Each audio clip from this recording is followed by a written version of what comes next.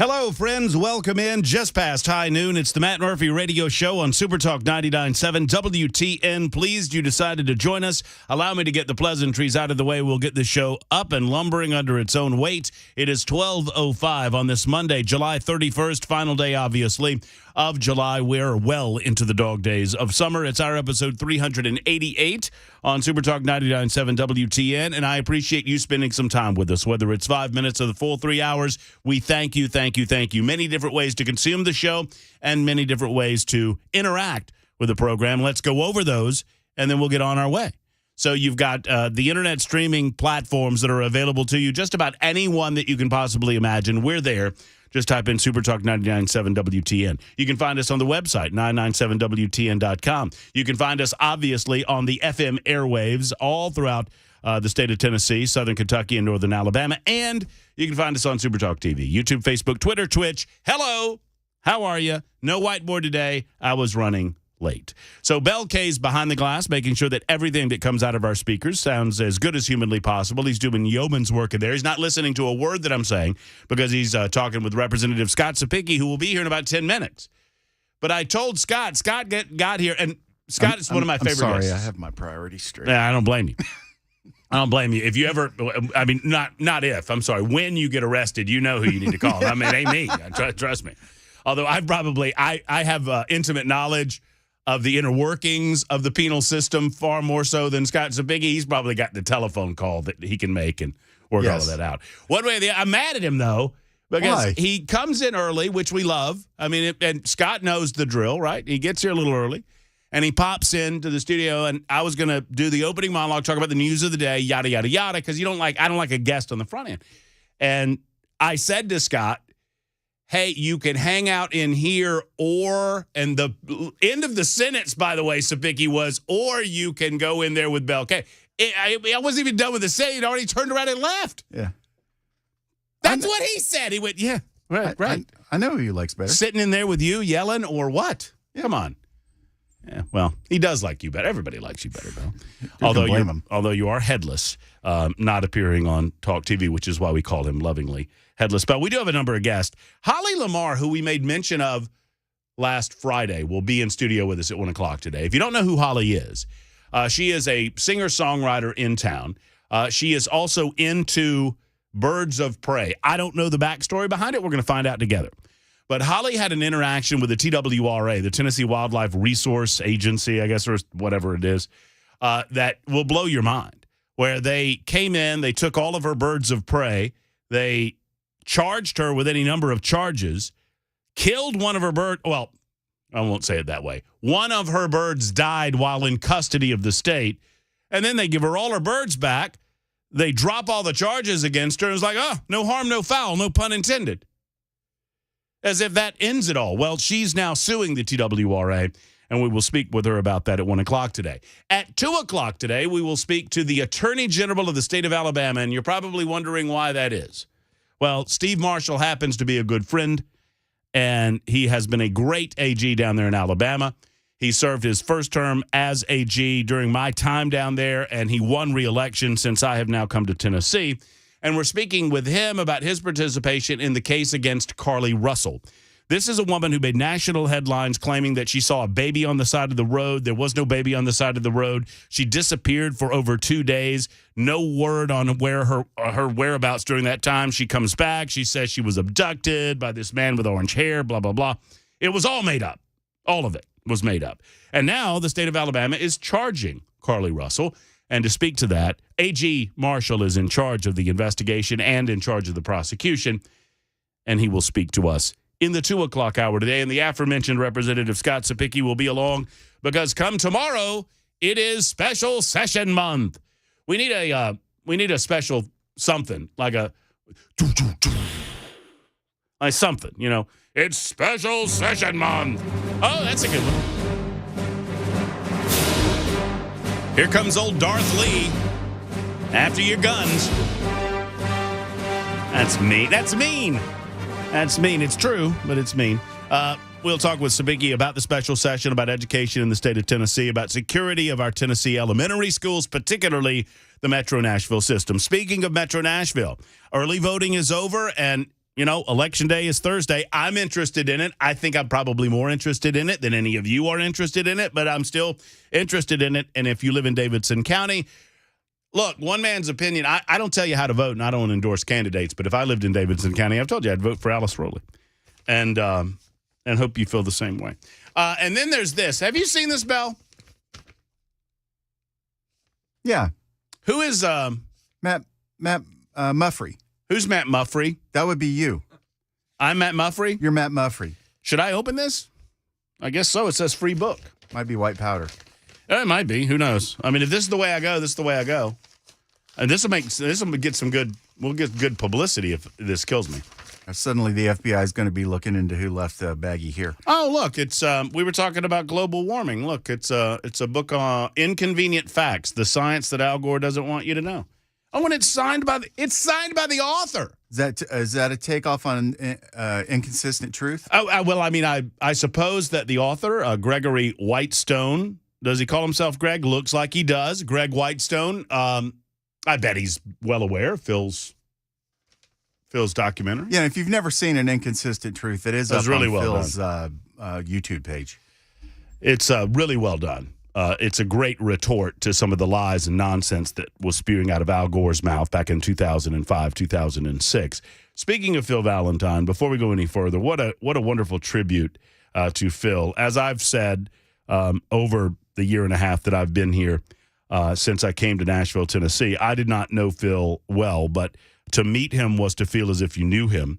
And I had an opportunity to meet with him, break bread with him, and speak with him on several different occasions at events where, talk radio people would gather. Primarily, this was at an annual rally called Hold Their Feet to the Fire in Washington, D.C. And what a wonderful man, and what a wonderful tribute to him, in addition to many of the others who were honored at the Tennessee Radio Hall of Fame induction ceremonies in Columbia on Saturday night. The gang gathered, Brian Wilson there and his beautiful spouse, Dan Mandis, his beautiful spouse. I have no idea how Mandis managed to get married to Amy. I don't think Mandis knows either. Well, I feel the same way about my wife, but there it is. So she was unable to attend, but Johnny B was there and Glennon was there. I mean, it was Jack Womack, I think, was representing us. And Pamela Furr is heading up the Tennessee Radio Hall of Fame. And what a wonderful job she did putting the entire event together. And so kudos to Pamela and everyone who was awarded with either the Legacy Class Award or the Career Class Award. I think there were 10, if my math was never my strong suit. I think it was 10 total. So congratulations to all of those individuals and particularly to the Valentine family. Phil Valentine lives in the hearts of this listening audience in the state of Tennessee for the rest of time. And I think his wife and his two sons, I got a chance to speak with Campbell a little bit. They well know that, and it was a bittersweet evening for them in as much as they do not have their father or their husband with them. But it's good to know. I hope that it is good for them to know how much he is loved and how much he will always be in the hearts of the entire state of Tennessee. So there's that. The DOJ hit a new low over the weekend. We want to talk about that on the program today. Maybe not necessarily with Scott Sapicki, although he always follows these types of things, and he's got good commentary when it comes to the Department of Justice and how they've lost their way. It's funny. The media was very concerned. I was thinking, holy moly! All right, I just got squirreled. Now that I'm trying to interrupt your conversation in there, squirrel, Bell K. Well, you don't have a television, so you can't see it. This is affecting me in real time, and I don't know why. Pee Wee Herman is dead. Paul Rubens. Does it say what he died from? 70 years old. Pee Wee Herman is dead. I don't know why this is hitting. I feel this in my guts, and I guess maybe it's because that's my youth right there, man. Wow. 70? 70 years of age. Of course, Paul Rubens developed the character Pee Wee Herman. Sapicki was playing baseball in Sarasota when he got busted in that in the theater. Yeah, it would just obviously. I mean, he was still on the rise. He had done the movie. He had the television show was incredible. the way that he did the TV show to make it entertaining for children and for adults. And then he got busted in the adult theater and everything ceased. And he was a non-human being for 10 years. Best role he ever did, Mystery Men. That was really good. It was really good. Wow. That's Pee Wee Herman dead at the age of 70 years of age. That just splashing across my monitor here. We've got slow Ukrainian creep to talk about today. Donald Trump, by every single measure, will be the Republican nominee. And at some point, all of you folk who were anti-Trumpers, never Trumpers in 2016, are going to have to figure out where you are. Now, I don't discount what could happen between now and then. And I'm on record as saying that I don't want you to pick a candidate until 2024. I think that you owe it to yourself. Your vote is precious enough that you should hold on to it. At least internalize it until 2024. That's not to say that I won't vote for Donald Trump in the primary. I might vote, it is to say that allow these things to play out as they will until such time as it's time for you to go and vote. But that said, Donald Trump, there's never been a political nominee at this stage, right? We're a year out from the nomination. A year. There's never been a nominee that's had this much of a lead that's lost the lead. So historically, if Donald Trump lost this lead for some reason in the Republican nomination process, it would be the first time that it's ever happened, that someone has had this commanding of a lead and has lost it. The Ron DeSantis campaign has simply, whether you want it to or not, it's not gotten any traction. And everything that the political left throws at Donald Trump makes him stronger in the primary, but that's not the point. The point is to make him weaker in the general. Stronger in the primary is fine. Weaker in the general is their ultimate goal. And so I would suggest that while Joe Biden and the Democrats have the long knives out for Donald Trump, so do some Republicans who were never Trumpers in 2015 and 2016, wagged their fingers at all of us, called us silly. They held their mouths shut in 2020 because they understood it was a fool's errand to go after an incumbent president, but now they're back out in droves explaining to us, just like they did in 2015 and 2016. And this is what's interesting to me. And this is not an observation cloaked in an endorsement. I'm not endorsing Trump. I'm not endorsing anyone in the primary season. And once again, I encourage you not to declare yourself until the time comes. But I remember, I'm elephantine about this stuff. In 2015 and 2016, all of you never Trumpers wagged your fingers at me and told me and others how he would never, ever, ever, ever, ever, ever, ever, ever, ever be president of the United States. And you same people are out today saying he'll never, ever, ever, ever, ever, ever, ever be able to beat Joe Biden. I believe that absent COVID-19, Donald Trump remains the president of the United States of America. And I could be convinced, although I'm not necessarily willing to openly say it on a 100,000-watt radio station right now, but I could be convinced that that was the entire point of COVID-19. But absent COVID-19, he's still your president of the United States. And absent COVID-19 in 2024, I think this is as competitive as it comes. It's amazing to me how conservatives act like they want to fight until the Democrats start fighting back, and then they start declaring, well, we can't win. We can't win. We got to go moderate. How has going moderate ever helped conservatives? George H.W. Bush, moderate. Mealy-mouthed moderate. George W. Bush, sorry to say, great job on the aftermath of 9/11. I give him that, but everything else was a disaster. Tell me I'm wrong. What, No Child Left Behind worked for you? Oh. Hey, Medicare Part D, man, huge fan. Come on, baby. And then I guess we learned our lesson and we nominated John McCain, Mr. Moderate, against Barack Obama because that would be successful. Well, dude, it was his turn. I'm John McCain. I used to do a pretty good John McCain back before he hit the dirt nap. The fact that somebody who was actually a tortured prisoner of war became such a warmonger is fascinating. It is fascinating. And used it as a bludgeon against anyone who would argue against him.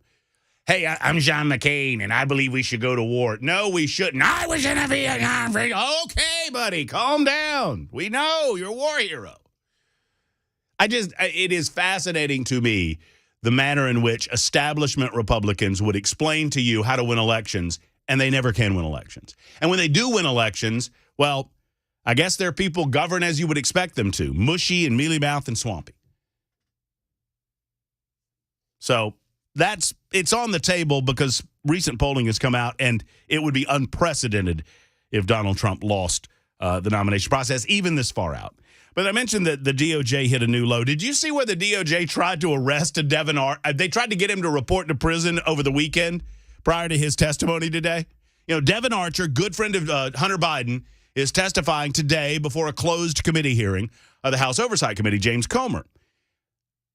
And over the weekend, on Saturday, the Justice Department sends him a letter going, hey, you really need to report to prison now. Because he was convicted of an unrelated matter, and he lost his appeal in June, and so now he's got to serve out a prison sentence.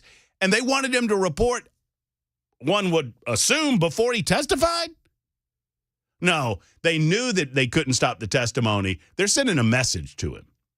This is the weaponized Department of Justice sending messages to their political enemies or the perception of political enemies that, hey, you better step in line or we'll lash out and we'll destroy you. The weaponization of the Department of Justice under the Biden administration is the great and underreported attack on this representative republic that we'll talk about on these airwaves, and that everyone in the MSM family, the hashtag Never CNNs of the world, New York Times, etc., they're afraid of. Or they're steadfast not to report because they're all in. They're all in on the takeover. I'm all in on Scott Sapicki, and he joins us next on The Murphy Show on Super Talk 99.7 WTN. We'll talk about education in the state of Tennessee and the possibilities of the special session. That is on the way. It's 12:22 on Super Talk.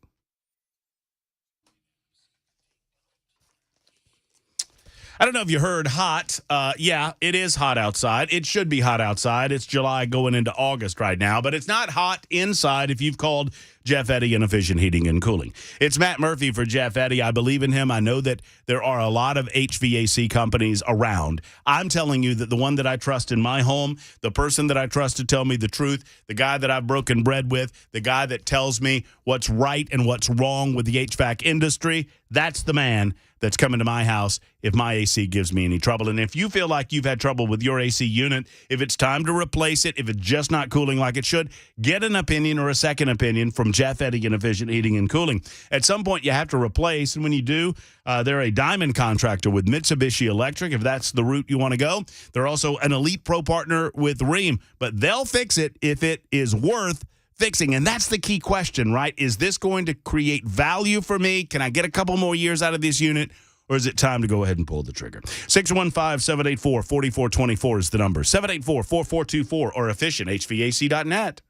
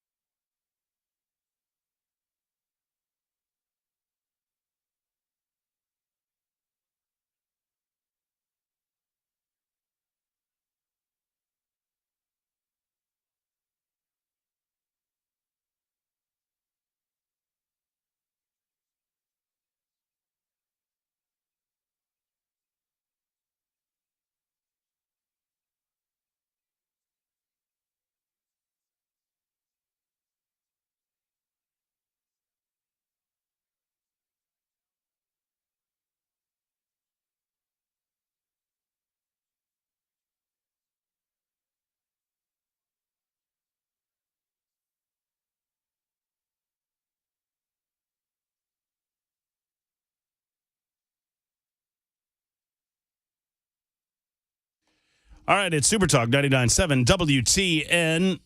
Always appreciate hearing from you. 615-737-9986, either via telephone. That's the telephone number, 615-737-WWTN, if you want to, figure out what letters correspond to what numbers. Or you can super text us at 615-737-9986. If you don't have time to call or sit on the phone, if you have a question or a comment for Representative Scott Sapicki particularly, he is invested in your child's education and education all across the state of Tennessee. He's also invested in protecting our Second Amendment rights, and he's a good friend of the show, and we always appreciate having him on, and we'll discuss both of these matters in the next few minutes. Hey, Scott, how are you? I'm doing fantastic. It's summertime. Hay's in the barn, right? Hay's in the field still. What? Oh, we got a lot of it. Okay. We probably got close to about another 150, 200 acres to cut. I'm fascinated about this experience from afar. I never want to see another hayfield working it in my life, but, Well, I know you're working on your weight, right? I am. You could come down and you could pick up hay bales square bales in the field and stack them in the barn. I guarantee you'll lose some weight. What's that pay an hour? If you give me a little tractor time, I'll do it. I will pay you 3 times what I make here. Oh, Zin! Take that, headless bell. Ouch! You come at the Sapicki Bull, you get the horns, pal. So it's the end of July. Do not taunt. Happy fun ball. Don't taunt Sapicki. He'll come after you. So I hesitate to talk about the special session first, but we've only got 3 minutes, and I think we can do it in 3 minutes. And we can talk about education on the other side of the news break. But the session's coming. Yes. The governor is all in on it. I'm trying to be fair to the governor. Mm-hmm. I think that some of the news outlets are being a little unfair to the governor in as much as they're saying, how much support does the governor's plan have? But every time I talk to the governor, they say, or the governor's office, they say, we don't have a specific plan. Now, I don't know if something has changed since I last spoke to them. They just want they want to see if there's anything that we can do. I'm trying to give the benefit of the doubt here. What about you? Well, I think what the governor's trying to do is stir the conversation about gun safety, about mental health, and then let the General Assembly take over from there and try to figure out how we're going to steer this to make Tennessee a safer and a better place. I think there's a lot of consensus in the General Assembly about addressing mental health issues, addressing mental health facilities, making sure people have proper access when they're trying to seek help. We've all talked about the red flag laws or the extreme orders of protection. I do not think there is some support, but not enough to make much of a difference in the General Assembly. I think that we can look at what's happening in Memphis right now with the crime, stiffening the penalties for committing crimes. I mean, Matt, if you're a criminal, there's no bill I have to stop you from committing crime. You're a criminal. You're going to commit crimes. So what we have to make sure is we make it as painful as possible to those criminals that want to commit those crimes to where they think twice. Is there anything that the General Assembly can do? We've heard that, especially in Nashville and in Memphis, that the local DAs, elected positions, are softer than we would like for them to be. I think I can speak for you in that regard. Mm-hmm. Is there any role for the General Assembly? Well, I think there is. I think, first of all, you have A.G. Skermetti, who's going to be working with those DAs down in those try to harden some of those areas, but develop a little bit better relationship with them about the intentions of the General Assembly, about where we're going. Right. This mayoral election coming up that you got here in Nashville is huge because, I live down in Murray County and we have crime, but we don't have the crime you have up here in Nashville. And we need a mayor that's going to make sure that they draw the line in the sand and let the police do what the police are supposed to do. Yes. Now, we know there are bad apples in every bunch, right? And let the police weed those personnel out and take appropriate action when they violate someone's rights or they violate the law. But we have to take a stand to protect Nashville and Nashvillians to make sure that they have a environment that they can feel free to walk the streets in and not worry about it. Whatever comes out of this special session, do you, sitting here today, Representative Sapicki, believe that any legislation has a shot at passing the General Assembly involving the temporary removal of Second Amendment rights, solely Second Amendment rights, for the purpose of mental evaluation, commonly referred to as red flag laws of order protections? A flat no. No chance. So the question then is, where do we go from there? And it kind of circles back to your original comment, more mental health related issues and that sort of thing. Well, let's attack this on the front end, right? Let's attack the problems we've had in our school systems when these kids came back from the COVID when we sent them home for a year. Let's address individuals. We see less people communicating face to face now and more through Twitter and Facebook. These impersonal ways to communicate where you don't have to share emotion too much. And I think we've got to get back to a society where people start to talk more and hear each other go back and forth. I try to make sure that they're my colleagues across the aisle, that I have a dialogue with them. Now, am I going to agree with what they say? Probably not. But at least I can hear them and figure out where they're coming from. As long as they're not yelling at you through a bullhorn, right? Well, they can yell at me all you want. It's a little bit of a difficult conversation to have. I've heard a lot worse on the football and baseball field. Well, I imagine you have. 1231, Super Talk 99.7 WTN. We'll talk the matter of education and security within our schools coming up in a moment with Representative Scott Sapicki. That's next.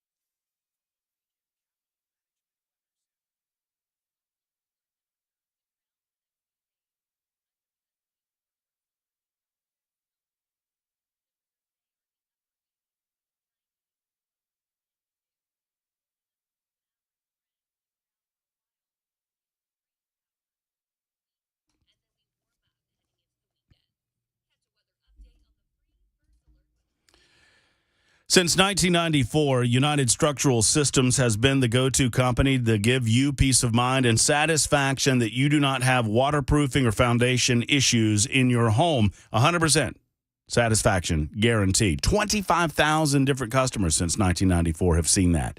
And, I've never had an issue with my waterproofing or my foundation repair here in Tennessee, but I had it in Alabama, and I wish that I'd known USS at that time. Friends, when USS comes out to your house, you're getting problem solvers. They're not going to create them. They're going to identify them and solve them for the lowest price point possible, whether it's foundation issues, waterproofing issues, or concrete leveling. The only measure of success, customer satisfaction, not a closing ratio. They're not there to get you to sign a contract. They're there to satisfy you that they've solved the issue that you are concerned about. So if you see some of those telltale signs of foundation issues, the cracking, the door jams hanging up on you, or maybe you've got certain leans going on outside of your home, whatever the situation, allow USS to handle it. 615-488-7855, 488-7855, or USSTN.com. Call the best. Call USS.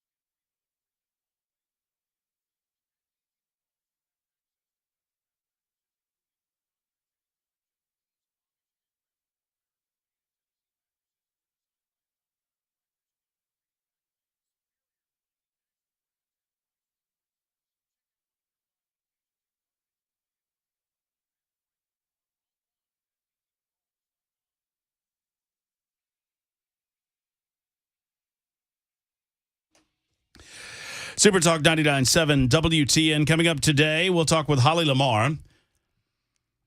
She has an incredible story involving the Tennessee Wildlife Resource Agency. We'll talk about that in the 1 o'clock hour. 2 o'clock hour, Attorney General of the state of Alabama, Steve Marshall, this interesting case that's made national news regarding Carly Russell and what to do. There was a question as to whether or not Carly Russell would be prosecuted, whether she would be charged with a false report to a police officer or lying to a police officer. Well, she has been charged with those things. If you've missed the story, we brought it up last week, or week before last, I guess, reported a baby on the side of the road, and she went missing for 2 days and then came back and claimed she had been abducted. None of that was true. It was all a hoax. We will speak with Steve Marshall about the aftermath of that and why it's not a quote-unquote victimless crime in the 2 o'clock hour. Right now, Representative Scott Sapicki is with us, talking about education in the state of Tennessee generally and specifically in relation to the special session that's to come sometime in August, school security. Here in Davidson County, where we sit, the decision makers, primarily Adrian Battle, I would assume, and she's now been joined by Police Chief John Drake in saying that they will not be able to place SROs in elementary schools. They claim that they're not against it, at least John Drake did, but they say that they don't have the staffing resources. Now, this is a little confusing because they have a year to place the 70 SROs that it would take. They have $5.25 million sitting on the table from the State General Assembly, and yet they say, well, we can't do it. Representative Scott Sapicki is with us. Obviously, you're invested in education. It has been your primary focus since I've known you in the General Assembly. You are also, like many other of your colleagues, very concerned about school safety. What do you say about this Davidson County situation? Well, we're very troubled by those remarks that Adrian Battle made. I think Chief Drake is kind of in a bad spot here. When we wrote the legislation, you had to have a memorandum of understanding between the schools and the police. And if that's not signed, Chief Drake cannot put those SRO officers in the school. Mm-hmm. And so he's kind of behind the 8 ball here, and I think he might be falling on the sword here for Ms. Battle. I think we're going to have, in the special session, we're going to ask the Speaker if we can open up the education committees and call Ms. Battle before the education committee so she can explain her stance on why they don't even want to try to find those officers. And I did some research, Matt. I believe they graduated last year from their police academies in 8 academies or 6 academies, 1 to 2, over 170 officers. Right now, current year to date, they've already got over 70 officers going through their academy right now. So, with the money being supplied by the state, with the security issues that we have on our most vulnerable, Matt, our children in elementary schools, why in the world wouldn't Metro Nashville step up to the plate and try their best to put officers in these schools? I've spoken to as many mayoral candidates that were willing to come on the show. Mm-hmm. Many were, of all political stripes. Freddie O'Connell came on. Heidi Campbell came on. Senator Heidi Campbell. And Senator Heidi Campbell said something interesting, and I want you to comment on it. She said that she supported the decision of Adrian Battle because she did not believe in militarizing our schools. Ooh, well, I think she's misinformed on that right there. Being one of the chairman of education, we take school safety very seriously. And, when we passed a school safety bill with the hundreds of millions of dollars available for the ballistic tape, for cameras, for door locks, making sure that we have everything in place to protect our schools, we're not militarizing them. We're providing a safe environment for our teachers and our students to learn in. That's the job. What fascinated me, not only the correlation between the United States military and our police officers, which is a different subject, but also both Heidi and Freddie, and I'm not trying to mischaracterize this. You can go listen on the podcast and hear it for yourself. The indication that I got was that they agreed with Dr. Battle that the presence of a police officer in a school system would be seen by the children as a negative. And to me, I'm like, well, if that's true, maybe that's true. Maybe a lot of these children are being taught in their homes that cops are bad or whatever. Well, then we need to fight to correct that perception. And one of the ways to do that is for a child to be around a police officer that's there as a friend and as someone who's there to protect them on a regular basis so that they can see them in a positive light as opposed to whatever perception they might have. That is 100% correct, because if these kids are growing up in these inner city neighborhoods and they see the police doing their job, right? Arresting drug traffickers, sex trafficking, arresting people committing crimes, they could have a negative connotation there. So like you said, let's put that in a positive stance. Let's let them see a police officer that cares about them, that asks about them, that makes sure that they're safe and talks to them. I see, and I've traveled all over the state, going to schools, and to see these young children interacting with these SRO officers is exactly what we envision. Somebody that these kids run to and ask for protection. And that's what the police want to do. They want to be there to protect these kids. And I'm telling you, Matt, this one's going to stick in my craw with this Metro Nashville, especially when we have one of the representatives from Nashville who didn't vote for the school safety bill, Mr. Jones. Well, and these folks, they claim that they want to do anything and everything. I had the conversation with Heidi. I had the conversation with Freddie O'Connell, both running for mayor. And they said, we want to do everything. Why won't you guys consider everything, put everything on the table? And I said, I will consider everything. And up until the time that it becomes an unconstitutional act on your part, I'm open for discussions. But they won't consider this. It's a fascinating look inside the mind of someone who thinks maybe a little left of center, that they claim to be open to any and every idea that might potentially save children until you talk about the basic concept of putting a security person, a trained police officer in the school system. Now, that's a step too far. Well, we do our best to provide local control, right? We do our best to do that at the state. But when you're talking about the safety of a child with a administration there at the schools that are unwilling to protect these children because of possibly a political view of the police, I'm sorry, we're not going to stand by at the General Assembly and allow these children to be in danger. We're going to take action to make sure, and if the governor wants to act with us, we will work in unison to craft legislation to make sure that we get SROs in these schools. Does it frustrate you that you know that we will not have the full scope of information reflecting on a Covenant school shooting at the time that you're going to be asked to make some of these decisions about mental health? It's very troubling to me. It's not only the manifesto and the toxicology report, Matt. It's testimony from experts, from criminals, or from law enforcement, right? From psychologists, from the medical professors. What was the state of mind of this individual? How did they get into that state of mind? And then how can we craft legislation to protect our schools and prevent this on the front end? Without those two reports and the testimony, I'm going into this blind. And we can have conversations all we want about what we're trying to solve, but until you show me exactly what the situation was that presented itself, we are guessing at legislation. I'll tell you this, I've been there 5 years, Matt. You've been here a lot longer in politics. When we start guessing, bad things happen. Bad news. Well, and I feel for the families, and you feel like you have to say it, that they're acting out of such an emotional place that I can't possibly imagine, especially those that lost loved ones, but even the extended Covenant family. But someone, and hopefully someone has to step in and ride above the emotional appeal and talk about why the country works the way that we do, and the only way that we work the way that we do is through open government. When government gets involved, government doesn't get to do things in secret. That's been my premise all along, is that it's impossible. The police don't get to do things in secret. Secondarily, the General Assembly can't do their job if they're being shielded from the information as well. That's correct. And I think transparency is the key here. Maybe something good could come about this, where if we get the information before us, that we could craft legislation that may save lives in the future. I would hate to pass laws that in the special session that don't address the problem that we're guessing at, and then we have another problem. Let's, I tell you what, I want to shift attention slightly and slide over to just education more broadly, because there was a lot of consternation. And you were on our show, and I remember you were trying to be a voice of listen. This is not the end-all, be-all. Everybody's not getting retained in the third grade, because there were some figures that were being thrown at the time, and there were parents that were very concerned and frustrated. I get all of those things.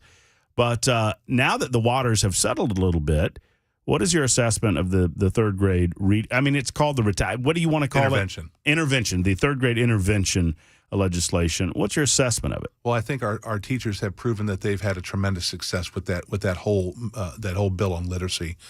We sit at a 40% literacy rate in our third grade readers right now. Now, it's not acceptable, but we haven't been this high in 17 years, Matt. So we got more third graders right now reading on grade level than we've ever had in the last 17 years. And it's trending in the right direction. Our goal is to get to every student, right? But we're going to start building it step by step. But the numbers we heard when we first came out were 60%, right? 60% of our third graders are going to be retained. And we kept telling everybody that's not true. That's not true. We finally got the final numbers from the department after summer school and all the testing. It's about 1%. And the bulk of those children being retained are at parental request. It functioned just how it was supposed to. After all of the gnashing of teeth and concern and wringing of hands, the 60% figure went down to 1%. 1%. And I just repeat what you just said. And those 1%, you're saying that a lot of those parents are like, yes, this is going to be in the best interest of my son or daughter. Because they spoke with their teachers. They saw the result of summer school, and the teachers convinced the parents that, hey, it's good for your child to be retained. Let's get them caught up. And the ones that did show improvement but still aren't on grade level, they'll be afforded a tutor next year to make sure that they get caught up too. Well, and you said at the time, and it felt like it was falling on deaf ears because everybody wanted to freak out, right, about the figures they were seeing. Not only were the figures improving, and I'm not saying that we don't have tremendous issues in public education. I don't think you're saying that either, but the figures were going in the right direction. Secondarily, there were these fail-safes in place that you've talked about repeatedly that give parents options that don't involve retention. I mean, there's summer school. Obviously, that was an option. There's summer school. There were students that had educational disabilities that were exempt, family crisis that were exempt, children with special needs were exempt. But we got to the point where we had to have a mechanism that a child who was behind could go to summer school, get the necessary help, and then be able to take a tutor the next year. And I'll tell you this, the teachers in summer school, Matt, that was some outstanding work because we moved a lot of kids in the below category in education. That is the kids that are at least 1 to 2 years behind educationally. From the work our teachers have done over these last year and a half, we have the smallest percentage now of children in the below category, which means we are moving the needle in education in Tennessee. Math is next, right? That's correct. We are working with the new commissioner of education and the commission chair and the. Have you met her? I have. Talk to me about the new commissioner. I think you're going to see more of a nuts and bolts type commissioner. She's going to get her hands dirty and get down in the weeds of what's going on in Tennessee and get it fixed.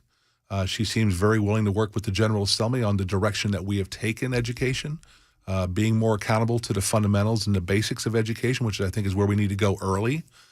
She's all in on career technical and expanding that even more. I know that's been big to Governor Lee, and we've passed a lot of bills with that. But I think what you're going to see is you're going to see someone that understands that we need to rebuild the Department of Education. She will get out into the communities and the schools and have frank conversations with them about where we're going and about what we have to do. And I believe she's going to be a great asset we're going to have moving forward to give parents more choice in education in Tennessee. You mentioned to me as you were sitting down, and I frankly had forgotten it, that we're about to get a sales tax holiday. That's correct. Starts tomorrow. What's the deal with this? Tell everybody that might have missed it. So the General Assembly a year ago in the budget, we passed where we were going to have a 1-month sales tax holiday on groceries, right? And so it went very well, and we looked at our budget, and the Finance Committee, along with the speakers and the governor, thought that let's expand it to 3 months. And I think the goal of the General Assembly is as long as our revenues continue to hold with everybody just buying stuff in Tennessee, that we're going to keep expanding this to more and more months to maybe we get to the point where there is no sales tax. I don't know how you do it. We just do it. You just do it. I will say that, look, there's a lot of ways to criticize the General Assembly, but I'm going to set that aside for a moment and say kudos to you guys, because sometimes in our position, we'll yell and scream at you when you deserve it, but we don't give you praise when you deserve it. But the idea of a government entity saying, hey, we have enough money to function. What about we give this money back to the people that really earned it? I just appreciate that. And so you look at your numbers and you say, we can give, what is it, a 3? It's a 3 month? 3 months now. Wow. And that's in totality. And I asked you this question. So I know that when we pay sales taxes, whatever the percentage might be, a portion of that goes to the state and a portion of that goes to the local communities. So we're not paying any sales taxes, but the state is kind of they're reimbursing the local community so they don't lose local dollars. That's correct. We're going to take state money and make all of the cities and counties whole with the sales tax that they would be doing away with. We're going to come back into them and say, no, you're going to get your money to be able to in your schools and stuff like that. A listener on the super text line wanted me to ask you this question. Compare and contrast your conversations with the new education commissioner to Penny Schwinn. That's a great question. It's a great, because it's. We don't want to speak ill of the dead necessarily, but here's what I'll tell you is the literacy bill that we are championing right now that other states are copying was with Commissioner Schwinn. Everybody knows that Commissioner Schwinn had her shortcomings, like everybody is. Nobody's perfect. I think she got cross with the General Assembly, especially on the well-being child checks that she wanted to do. You weren't here for that, were you, Matt? The well-being child checks? I was not. During COVID, she wanted to implement a task force to go and knock on your door and say, I want to have a private conversation with your child and from the Department of Education. Oh, hell no. And that's what happened. Good Lord, no. And that got her sideways with the General Assembly. Well, yeah. And it was a rocky road after that. I don't need a member of the government coming to my door to tell me that they need to check on my kids. No. So our goal with the new commissioner is this, is to focus on where we started, keep going from there, bring in mathematics, expand career technical, and focus in early education on fundamentals in reading, writing, and arithmetic, and provide summer school and tutoring to the kids who are behind. Scott, it's always good to catch up. I wish that you did not have to spend a portion of your August in the General Assembly, but maybe some good work will get done there, and that's what we're hopeful for. Thank you, and we'll visit with you again soon. My pleasure. There's Representative Scott Sapicki. Coming up, Holly Lamar's got a wild case involving government intervention where government shouldn't go, and then government comes into a room and they screw everything up and they walk away going, everything's fine. You're like, well, no, everything's not fine. You'll hear the story next on Super Talk 99.7 WTN.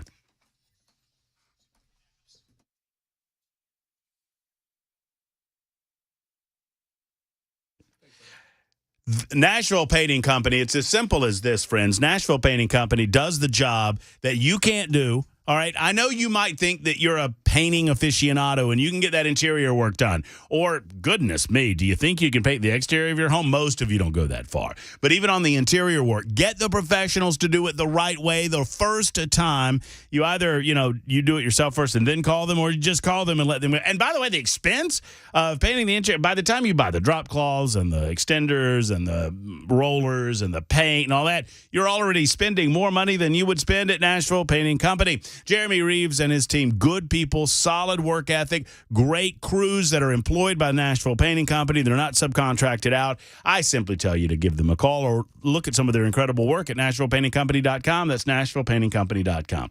Nashville Painting Company, 615-635-0350, 635-0350, Nashville Painting Company.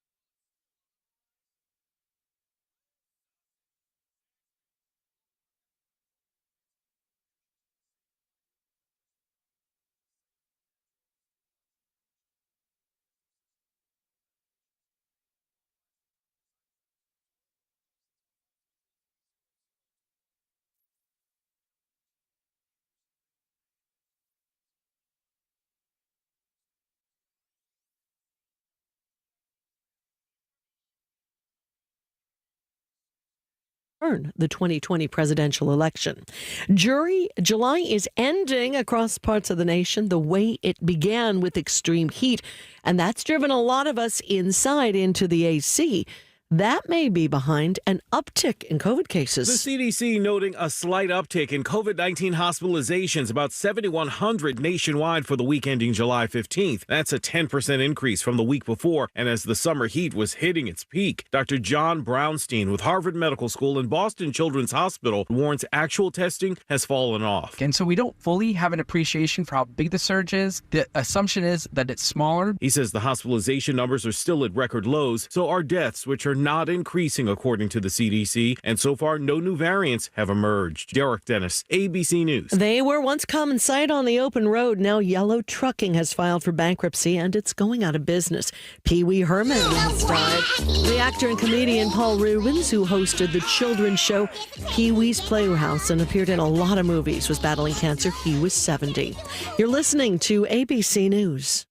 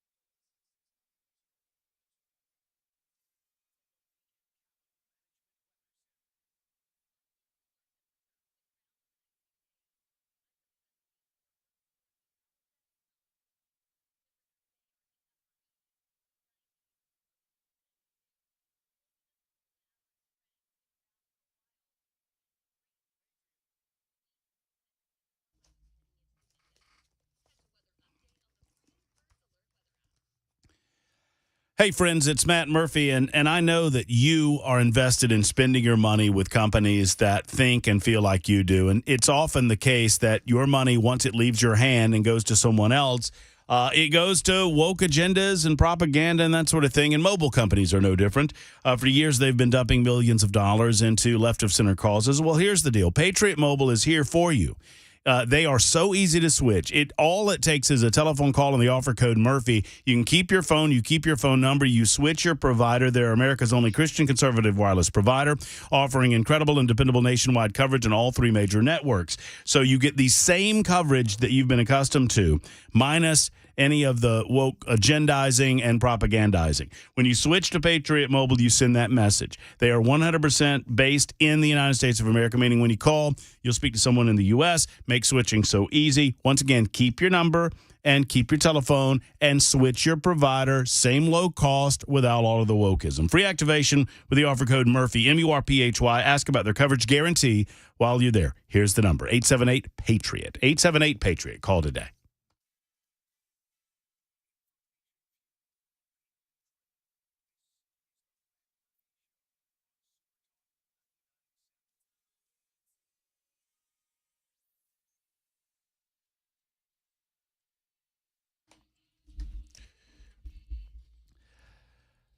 All right, friends, here we are. Here we go. Hour number 2 of the Matt Murphy Radio Show, this Monday edition, the final day of July. A couple of notes. One, I want to answer a few questions that folks had based on our conversation last hour with Representative Scott Sapicki, and also some breaking news from the world of entertainment.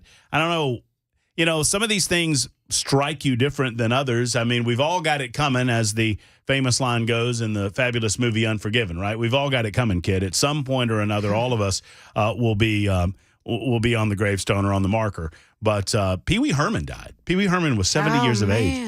Holly Lamar is with us, and I this didn't might know be that until just now. Paul Rubens, a.k.a. Pee Wee Herman, 70 years old, apparently had about a 6 or 7 year battle with cancer that he didn't talk much about. But he lost that battle with cancer, so he passed away at the age of 70, and that's like my childhood, man. I mean, before mine too. Before all of the other stuff that went down. Watch what you do in a theater, kids. Yeah. Come back to haunt you. But there's that. Plus, the other thing, it is a food tax holiday, and I was not explicit. There's a 3-month sales tax holiday on all grocery items or food items that starts tomorrow that Representative Scott Spickey and I were talking about, and that is on food items only. I think there's also a sales tax holiday on school-based items that's going on this month, and then the food items going on next month. Yes, Bell K. Headless Bell. Beer's a food, right? Well, I mean, there's Tequila sure is. I like you already. It's worms, isn't it? Worms are food. I think she's got a mixed drink as we speak. I think she's got one right there. Holly Lamar is with us. I told the story of Holly's ordeal as best I could based on the media reports about it. And thankfully, I think a mutual friend of mine and yours was listening, maybe alert. I don't know how this happened. I don't know how you found out that we were talking about you. Just one of my local friends in Whites Creek, Jolton area, he hangs out at our local hang. He's my We need mechanic. to properly introduce her. I said Holly Lamar. I don't see. I don't see. I mean, maybe when the residual checks come, there's some appreciation. But do you get tired of just being known for this? You've written other songs. Oh, I mean, I've written this is other obviously songs. the biggest one. Well, now I'm a infamous wildlife criminal, and well, they tried to get me over in England on something. Again, it's amazing when you've done one thing in your life, how many people come out of the closet and try to take you down somehow. Does it? I ask this of you. I'm compelled to. Mm-hmm. I mean, it was an international. It was the most played song in the whole world on radio in the year 2000. I was in country music at the time, and it stood apart even from anything else that was going on, and it crossed over, and it was a pop hit as well.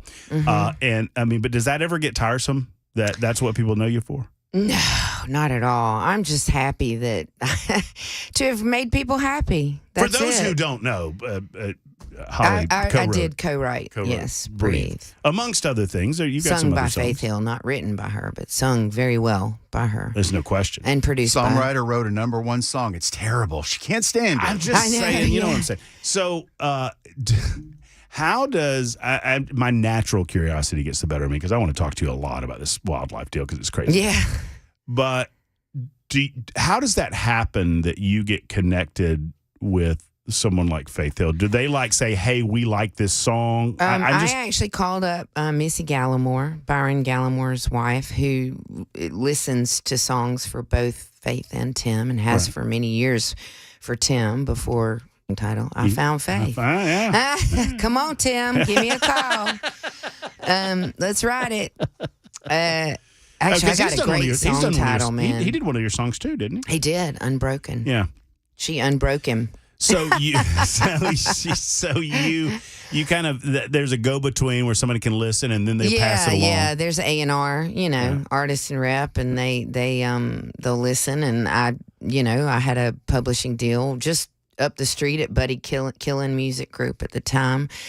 And I had gone and pitched her a song a month or two before, and I just said, hey, I got you something. And I went and played it for Tim, and she put it on hold for Tim. And I don't know, 6 months later, he decided that he thought Faith should do it. So that's awesome. Are you still writing? I am, actually. I don't. I got so busy, and I was gone for 12 years. I just left the business, just sick of it, you know. And the business. I didn't leave music, and then I decided. I went through actually a really rough period. I had all the money that I made from the music business stolen in a fraud. Man, I've got. If there's any producers out there for documentaries, I have a life story that is beyond, from start to finish. I've had a pretty unbelievable life. Did you come to Nashville to get into the music industry? Yeah, I did. I was on Wall Street. I was a Wall Street banker. I worked for Solomon Brothers, and I decided I went and saw a friend of mine in a play. It was Shakespeare, and I just thought, God, I always wanted to act and perform and sing. I mean, I was the little girl with the round hairbrush. I would do my bangs like Farrah Fawcett and Olivia Newton-John, and then I'd spend the rest of the day singing into the round hairbrush like it was a microphone. Right. and what you say that you were just burnt out? I mean, I was just burnt out on the business part of it. The business side of it can just chew you up. And I just wasn't, inspired at the time. And I pulled a geographic and moved to England. And I had a spiritual midlife crisis, basically. And I fell in love with a chicken. And I somehow ended up on a backyard chicken webcam. By the way, also a great line for a song. I fell in love with a chicken. I fell in love with a chicken, yeah. I sleep with my rooster. And in England, they say cockerel. I love my cockerel. Do you really sleep with your rooster? Are we going to ever get to this wildlife? You're going to have me back. We're slowly sliding over this. Slowly. How many chickens do you have? Well, now I have 5 at the moment. I hadn't had any for a while, but I moved to England and I was just having a spiritual midlife crisis, and I read a book called The Power of Now by Eckhart Tolle. Mm-hmm. And I just ended up down at the Vauxhall City Farm in London one day, and I just fell madly in love with a little bantam chicken, and I brought her home, named her Pansy, and after a couple of weeks, she went... And so I decided to get a couple more so Pansy would quiet down. Right. Pansy was Pedro. All right. And then I ended up clicked onto a webcam of somebody's backyard chickens. And next thing you know, I'm on a webcam with these bald eagles in Decorah, Iowa.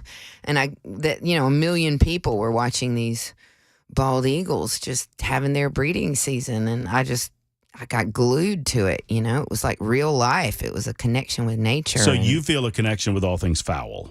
Yes. Don't foul with me, right. Okay? And you brought that obviously back to America, back to the States, back to Nashville. Yeah, I learned in England where falconry is... falconry is actually a UNESCO World Intangible Cultural Heritage. It's one of the oldest forms of hunting and survival for man, along with dogs and falconry. And the sad thing is here in the United States, a lot of people think it's cruel because they see these wild birds and they think, oh, they need to be out there flying. But everything that we've ever domesticated, when it's in captivity, if it's well cared for, 50% of all raptors die within their first year. So we're actually out there if we're taking them from the wild, we're actually a lot of times getting one that maybe is a little bit weaker, and we put it back together and we release it back to the wild. But it's 7,000 years old, falconry, And so in England, it's just part of their culture. But that's where you developed the love? Yes, okay. Yeah, okay. Absolutely. But it was from watching the wild eagles here in the United States. And what happened was one of the nests I was watching, a bald eagle was killed by a plane in Norfolk, Virginia, and with babies in the nest. Mm-hmm. And the Wildlife Center of Virginia had to take the babies and rear them in seclusion and re-release them to the wild. So I decided I wanted to do raptor rehabilitation, and I decided to learn falconry to do that. And then just after a week of learning falconry, I decided to get one, and I got a red tail, a captive bred red tail. When was that? This was 2011. Okay. 2012, yeah. And so that just grew into a passion, a love. Absolutely, yeah. Because I realized at the end of my first year of doing it that I spent more time in the present moment in that year than I had in 43 years all put together. You're not worried about this, that, and the other thing. Yeah, you can't think about there. anything else. You can't think about where I need to be in 5 years externally, financially, or with this house, this car, this whatever. Because when I made $1 million, I thought, well, I've arrived. I'm going to be happy now. But I wasn't. Right. I wasn't any happier. I still had the same inner issues, Was it the old quote from, I think it was Prince that said, money does not buy you happiness, but it does make it easier to look for it. God bless Prince, man. I miss Talking him. about a songwriter. Yeah. Good gracious. God, one of my biggest influences. Yeah. So how did you start? I mean, it was just a slow process where you get a Falcon, you get into and then slowly but surely you get more, I guess? Yeah, I mean, I got a red tail and I started hunting it. And the strange thing is, God has a sense of humor. Because I was mostly vegan at that point.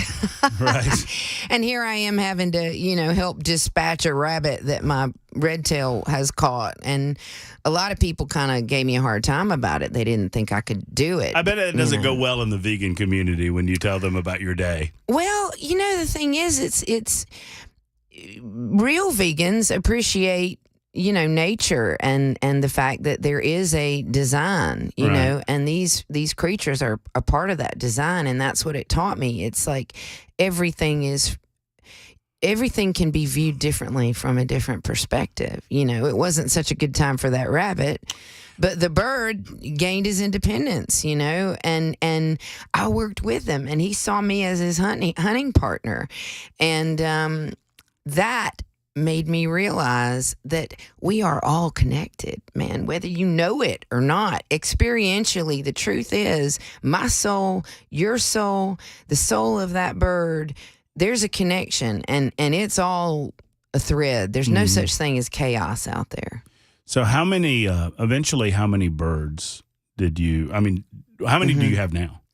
I think 13 thereabouts. Right. I mean, that sadly, one of them died in their care. Right. My most special one, unfortunately. The one, interestingly, I named her Faith. Wow. After Faith Hill, and I got her around the time that I found out that all of my money that I sold my catalog before I moved to England, and I sold it for over $1 million, and I was defrauded of all of that money by sadly, a Mormon with 7 kids here in the United States. I was investing in a company, and the middleman was my friend's boss, and he literally just took my money and never gave it to the company. He collected it, sent it to Asia. I never saw it again. I lost everything.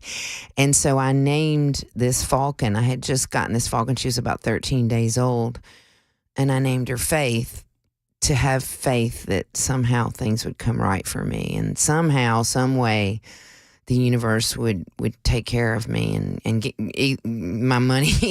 It wasn't the money; it was my life's work. Right? Do you know what I mean? Yeah, it's like they didn't take $600,000. They took the art that I sold for that the blood, sweat, and tears. It's one thing if it's an equitable transaction. It's another thing if they steal it from you.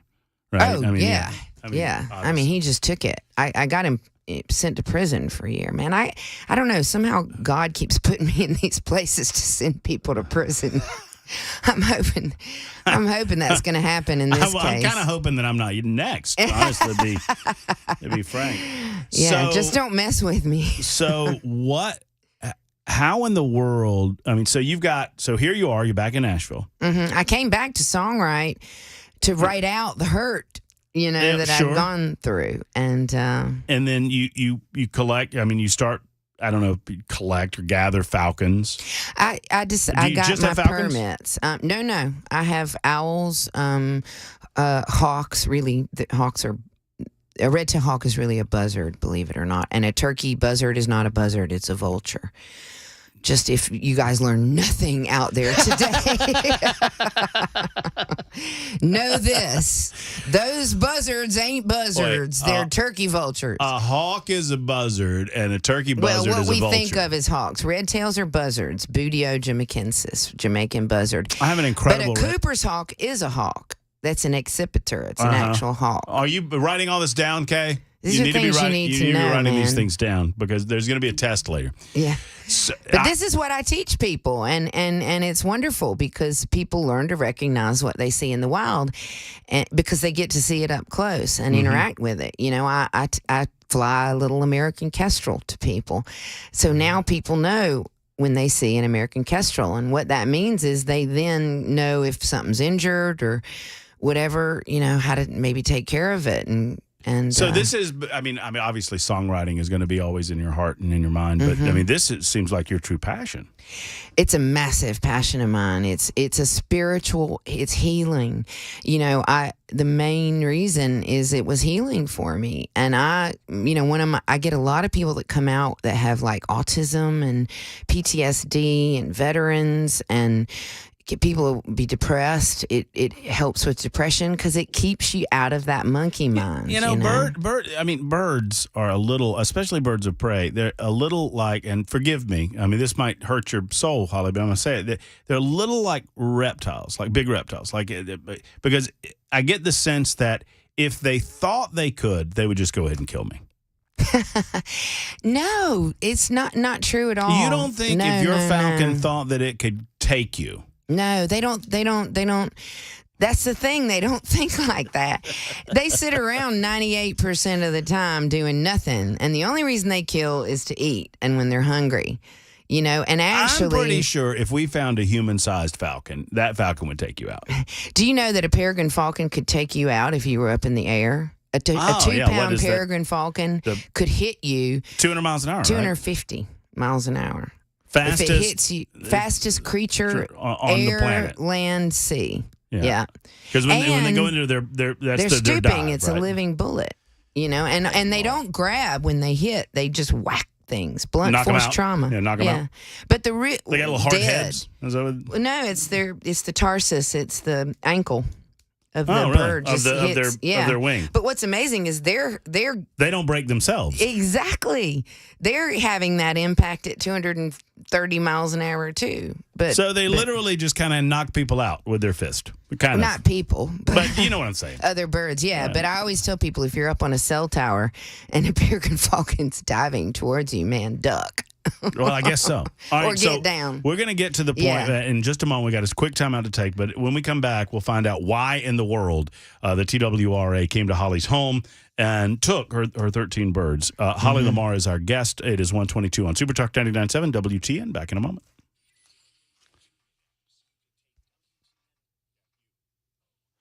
Hey, friends, Paul Winkler and paulwinkler.com, a voice, a name that I trust and I recommend for all of your financial planning needs. It's Matt Murphy, and the federal government requires that I tell you that Paul pays me to talk about him on the radio. You probably already knew that, but the bottom line is this. Paul does not pay me one penny to be a client of Paul Winkler's. That goes the other way around, right? I am a client because I believe in the way that he does business. We sat down a year and a half ago. What was to be a 15-minute meeting became an hour and a half. I was fascinated with the way that Paul advised his individual clients. He has 10 separate offices to serve you, so there's one close to you. I know many of you want to sit down face-to-face and look the person in the eye that you're talking with about your financial future, and that's important, and Paul understands that. So 10 offices to serve and a free 15-minute telephone consultation right now at 615-851-1950. That's 615-851-1950. Go to paulwinkler.com for more information. Tell Paul I said hello. paulwinkler.com.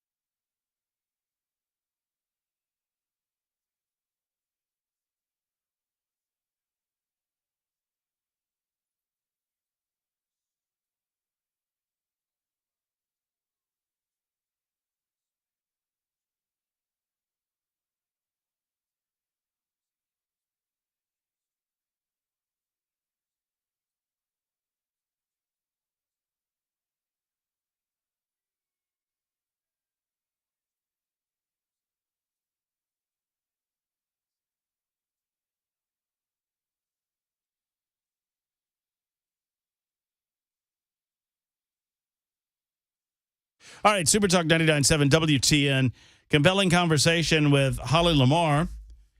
You might know Holly due to her songwriting prowess and skills over the years in Music City, but we invited her on the show, connected as a result of a lawsuit that she has filed against 3 agents with the Tennessee Wildlife Resources Agency, the TWRA, after they raided her home, seized 13 of her captive-bred birds of prey last year, and only returned 12 of them, and dropped all. Well, I don't want to get ahead of the story.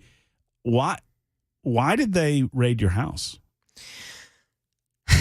Well, an officer took over the position of licensing and permitting over falconry and other parts of hunting and stuff like that. So you have to get a license to keep these birds?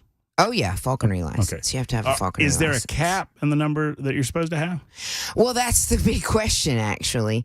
And it's interesting because the federal law mainly is that you can only have 5 birds from the wild total. Mm-hmm. In other words, if you go out and you trap a bird from the wild, you can only have 5 of those total on your falconry license, but an unlimited number of captive bred birds. Okay. Okay. Now, I don't remember when, maybe back in 2008, 2013, when the state made their law. Falconry was turned over to the state, basically, from the federal government. The federal government U.S. Fish and Wildlife retains the right to issue other permits that I have, but the specific falconry permit, they turned that over to the states. And each state had to submit what they thought, what they were going to do. And basically, they made a typo. And instead of putting 5 wild taken birds that you could have on your license, it just said 5 raptors, 5 live migratory raptors. Now, a lot of people don't understand what the word migratory means. It comes from the Migratory Bird Treaty Act. It's a bird that is migratory to the United States. Those are the only birds that we regulate, that the U.S. Fish and Wildlife Service regulates, is birds that are migratory, and it's part of this North American Migratory Bird Treaty Act. So that's what that definition means. And in this particular case, they took birds that aren't even regulated by the Migratory Bird Treaty Act. And clearly they should have known that. And they are not required to be on my falconry license unless I'm hunting them, which I wasn't. And that was all made very clear with this guy's predecessor. So this officer came and took over from another guy named Walter Cook, who retired. He'd been doing it for, 20 years or something. You had a good relationship with I did. Okay. I did. He gave me my falconry license. Okay. And, you'd ask him a question and he'd give you the answer. And if he didn't know it, he'd try and go get it. Well, at the time when this guy took over, and I'm going to say something right now that's going to be really shocking, but he told, this was after the seizure, but he told a couple of falconers, the president of the Tennessee Falconers Association, I believe, the president and the vice president, that, quote, as closely as I can, when I took this job, I knew I was going to have to shoot a hostage. And you guys are all just lucky that Holly Lamar walked into my crosshairs. What? So he felt it. He thought it was his job to eliminate people like you. Yeah. And he kept thinking, he thought it was wrong that I was earning any money off of educating people about wildlife by doing falconry, which to me, I'm sitting there, all my birds are captive bred. They're not from the wild. I'm not allowed to use birds from the wild for my falconry school educational permit. But I'm sitting there doing a really good job for TWRA. I'm educating people. They're getting to see an American kestrel up close that's not injured, right? That they, when wildlife rehabbers and nature centers, when they do educational efforts, you can't touch those birds. You don't get to interact with them, and you don't see them fly. Right. When I do it, you see them fly. You get to handle them and know. You get to have an experience. So this guy takes over, and he's got an agenda, apparently, and he decides to reinterpret the law. And so he comes misinterpret and through, was it he kind of the lead guy that got to He your was the guy. He was the guy. Yeah. I mean, he got the Davidson County officer to get the search warrant. But basically, to get the search What was the warrant, they search- omitted the law. They basically omitted the law. They decided that this 5-bird limit on the falconry license, which is so clear in law, the judge said that. First of all, the laws are incredibly ambiguous, and none of the pieces fit together really. But I don't mean to jump too far ahead of the story. Yeah. But they seized all of your birds. Yeah. They've since returned. Birds that they had They since don't have even returned regulate. outside of the one that died. They've returned all of your birds, Well, and they've charged they you with were nothing. ordered to. No, Right. they charged me, and they charged me with 30 misdemeanors. And then they dropped the charges. Is that right? Well, the TWRA didn't, but the DA did. Yes. Okay, just another quick timeout. TWRA wanted to keep. Pressing on with it. Oh, absolutely. We'll talk about that in just a moment, because this is an organization. I don't know that they're answerable to anyone, and I'm very confused by that. It's 1:32, Super Talk 99.7 WTN. Take a quick timeout.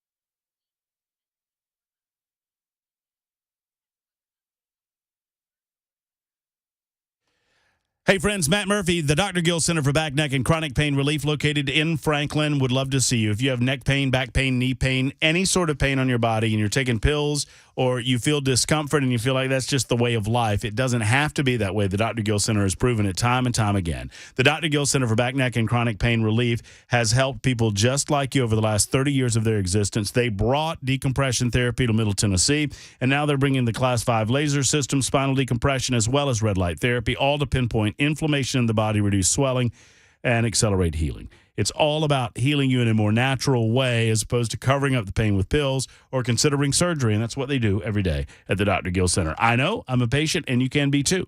Give them a call today at 882-4838. That's 615-882-4838 for the Dr. Gill Center for Back, Neck, and Chronic Pain Relief in Franklin.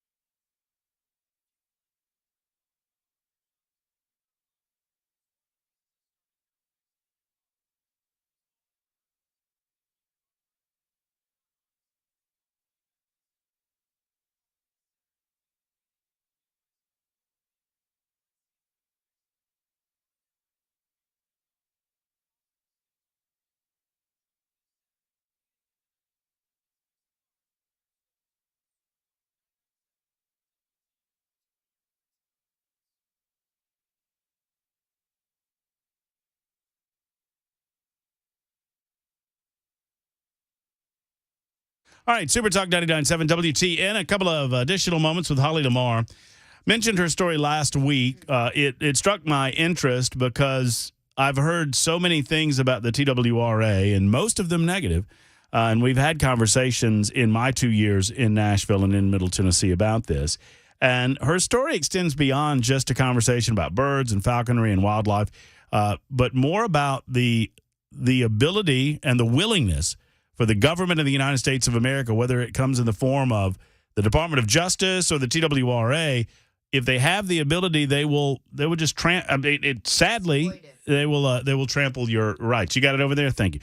Holly Lamar is with us, and we're right at the point where they decided to seize your birds. You had 13 at the time? Well, I made a complaint against this officer, and I actually sent probably 20 emails with the 7 to 10 days before the search warrant to the executive director, because for months this guy had been like trying to bully and intimidate me. He wouldn't give me answers.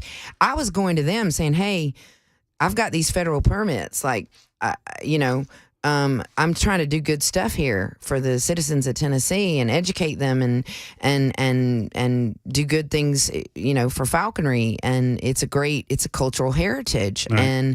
And so he just, he wasn't doing his job, basically. He was saying, well, I got to go out and do all these inspections. I mean, he was never even in the office, and he couldn't get answers. At the time they were switching the director, the legal team was fired. He didn't even understand the law. I understood the law, and I kept trying to tell him, and multiple people were trying to educate him. He didn't want to hear it. So he got a search warrant. He wanted to get somebody, right. And he wanted... well, now somebody just made a complaint. A rehabber just made a complaint where he said to them that he just wanted to get rid of falconry in Tennessee. And I had an assistant park warden for Tennessee Parks come out to one of my falconry experiences, and he said his dad was a falconer 20 years ago, and he says TWRA has ruined falconry. And the thing is, they've ruined a lot of sports. I know a lot of hunters, and they're just out to get you. It's become just enforcement. It's not about conservation. It's not about protecting the resources. It's not about enjoyment of livelihood, freedom to pursue happiness. It's about, I need to get somebody, I need to get him a ticket, and I need to get somebody so I can get a stripe on my arm. So they get a search warrant claiming that, you had too many wild birds? No, that I just had more birds than the 5 that I was allowed on my falconry license. Which is obviously not the case because they returned them all to you. Except absolutely, the one that died in yeah, because that limit, even that was wrong, actually. It should have been 5 wild birds and unlimited captive bred. Right. But that was a mistake written in the laws. And so now, we're actually renegotiating the regulations at this point. And I spoke at the Wildlife Commission meeting. When they came in, they just came in, they saw the birds, they took the birds and left. Yeah, but they had every reason to know. The guy from Davidson County had worked under Walter Cook before, and Walter Cook knew that exotics, birds that are not indigenous to the United States, they have no rights. This is like one of the reasons that this they took case birds intrigues that they me. have no right. That's your right. property. So this intrigues me because this is like asset forfeiture. Totally. And we've talked about this in the past, where a government entity comes in and declares you guilty until proven innocent, and they take your assets, and you have to go to court and spend a tremendous amount of money proving that you've done nothing wrong under the law. And if they hadn't charged me, I had no recourse. They could have just kept those birds. I could not. I would have had to maybe file a lawsuit to get those birds back. So they charged you with what? They charged me with 30 misdemeanors, like not having water in a bath when my employee was there. So did they pressure washing baths. Did they accuse you of being a bird hoarder? Is that no, not at all. No. So but they just charged you with everything. It was just everything they could think of. They and the DA dropped all those charges. Everything, yeah. They knew they were in bad shape. When did you get your birds back? Before or after they dropped the charges? I got 5 back New Year's Day, actually, after the peregrine falcon died. That was, and I do want to say that half of my birds were kept at Walden's Puddle. which is a rehab center. The other half were at Middle Tennessee Raptor Center. They were not capable of keeping birds like that. Birds that are captive bred, falconry birds. They don't know what they're doing. The peregrine falcon that died, even on the necropsy they sent, and they said that she had no prior treatment. Now, I don't know if that was TWRA who said that or the rehab or Walden's Puddle, but that wasn't true. 2 days before she died, they took her to the vet. They were grabbing them up every week. They took her to the vet and sedated and intubated her in order just to cope her beak, to trim her beak. 2 days before she died. Another falcon they were giving Valium to for 4 months. And then at the Middle Tennessee Raptor Center, 3 of my birds were kept in dog kennels for 5 months. They had the gall to say, once they took my birds, they knew they messed up, but then they couldn't go backwards. They should have just at that point returned at least the 5 birds that technically, legally, they said I had a license for. When did and if you have 5, well, it's odd because you would think if you were violating the number, they would have let you keep the 5 from the beginning. Exactly. I only had 4 birds on my falconry license. Not only that, but the law that was still on the TWRA website, the falconry rule, said that it didn't even include falcons. So it only included hawks and owls. And I only had 4 birds, period, that were even included under that rule. They didn't even have the law updated on their website. So you're suing. Yes. Tell me why. They violated my constitutional rights. They were responsible for the care of my birds. They and basically, one died in their care. Yeah. But the reason they did this is they wanted to shut my business down. And because I was earning money off of educating people about wildlife. Well, isn't he earning money? Isn't that officer earning money? Isn't Jason Maxedon, the head of TWRA, earning money? So where are we? You filed suit, and I filed the lawsuit. What happens next? We have a case management hearing in November, and that's when the lawyers will meet and put out a timeline for discovery and freedom, all that kind of stuff. Depositions. Has the TWRA left you alone since they've returned your birds? I mean, has it been relatively? Has there been a? Yes and no. We are now. I've been serving on the committee with the Tennessee Falconers Association.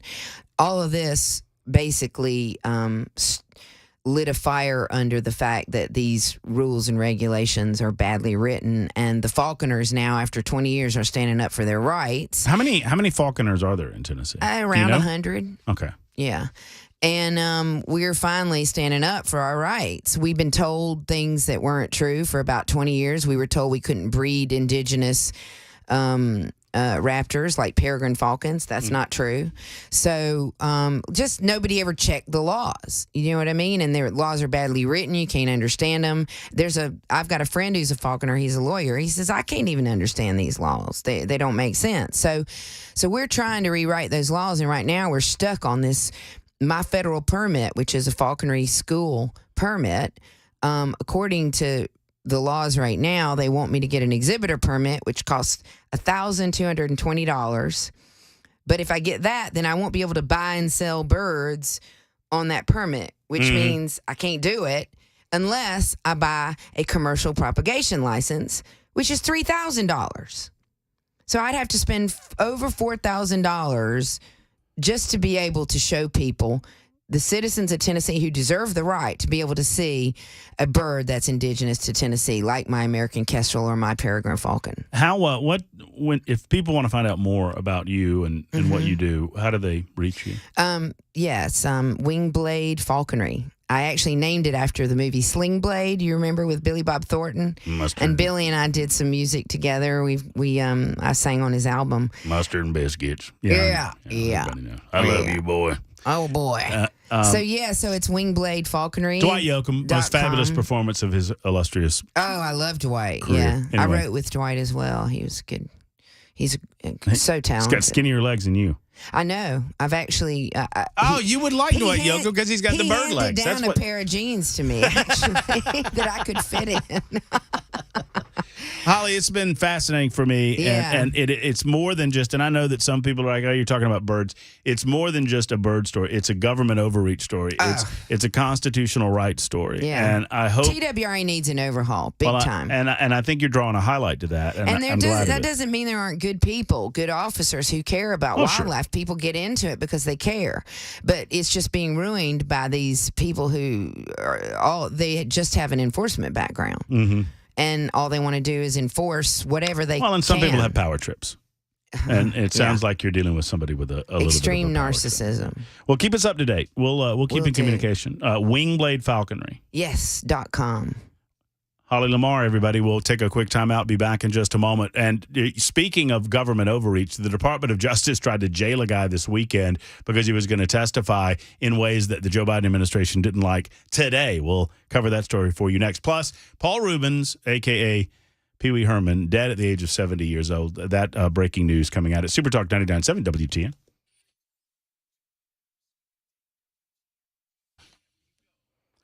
Friends, Brentwood Hearing Center is here for you. If you have trouble hearing over the dinner table, maybe you don't go to ball games anymore because you can't hear what's going on at the ball game, I have a suggestion for you that involves Brentwood Hearing Center. They have a brand new addition, a technology that is just incredible that I want to tell you about. It's called the Phonak system. Paradise Life hearing aid. It's the world's first completely waterproof hearing device. So if you have hearing loss and it frustrates you because you do wear a device and you got to take it out to get in the shower or take it out to get into the pool, what about splashing around at the pool with your kids or your grandkids, working in the yard in the warmer conditions and you're sweating a lot and you don't have to worry about it because you don't have to worry about it getting wet? Give them a call today at 615-377-0420 for more information about the Phonak system. Plus, Brentwood Hearing Center, better hearing for a better life is their motto. And if you have had hearing loss, normally people wait 2 to 3 years beyond when they should call to make the call and to get their doctors of audiology on top of your hearing situation. Make the call today, 615-377-0420 for Brentwood Hearing Center.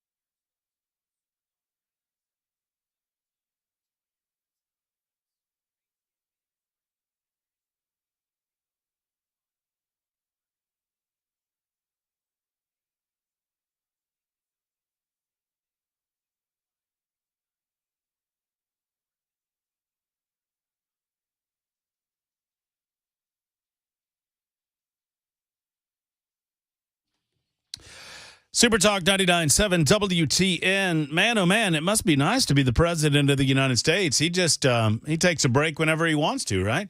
Joe Biden deciding it's a good time for a week-long summer break. He has gone on vacation. Not that we would notice any difference because, Joe Biden seems on vacation every day of his life. We will discuss coming up next hour. Also, Attorney General Steve Marshall will give us an update. Now, he's Attorney General of the state of Alabama.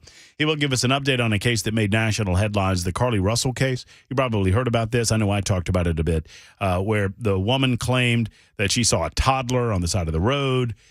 She claimed she was abducted, was gone for 48 hours, had gone to Target and bought snacks and, certain other items, had stolen some bathroom tissue from her place of employment. Anyway, she made it all up, and now she's being prosecuted because you can't do that. We'll talk to Steve about that coming up in the 2 o'clock hour on Super Talk 99.7 WT, and also update you on what was said or what we know about the testimony of Devin Archer this morning at the House Oversight Committee. James Comer, closed-door committee session, so we don't know particulars, but we can kind of ascertain a little bit of what was said. The Department of Justice tried to they hit a new low by trying to get this guy to go to jail before he testified, believe it or not. It's Matthew's turn in Lindville. Hello, Matthew. Good afternoon. How are you? Doing well, sir. And yourself? I'm doing well. What's on your mind? Well, I'm just concerned that we need to pay attention to more than just TWRA. There are a lot of other agencies that are not dealing with warrants and seizing property from people without the right to do so. I had 49 head of cattle seized from my farm in Chapel Hill 4 years ago, or 5 years ago now, and so that was Marshall County Police Department. They don't. Police and other agents aren't following the law, and that, to me, is a big deal. Well, Matthew, I agree with you that I think it's a big deal, and I think it goes beyond, and a lot of folks have expressed their frustration with TWRA over the years that I've been here.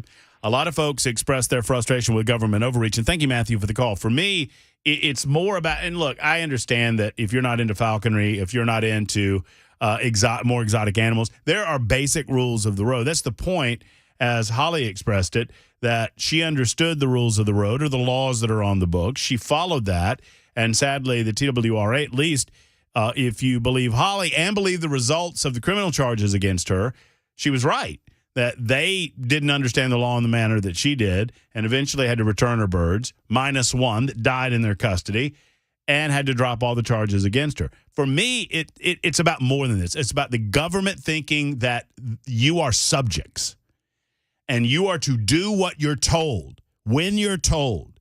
And if you stand up, sadly, and say, wait a minute, this is in violation of my basic constitutional rights, or, hey, I don't think you have the authority to seize my property.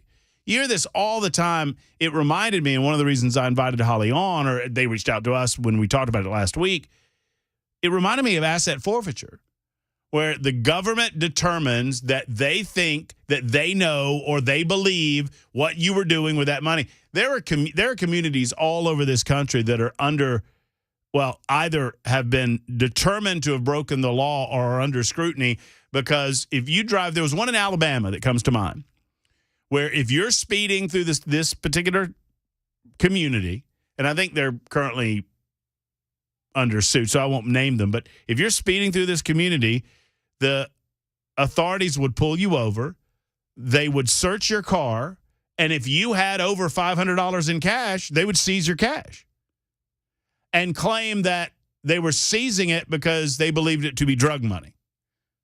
But they didn't have to prove it was drug money. They just took it. You had to go prove it wasn't drug money in order to get your money back, which is the opposite of innocent until proven guilty. But that's the way they did things back in the day. And I think there's a civil suit or something or another going on in that community. That was in Alabama.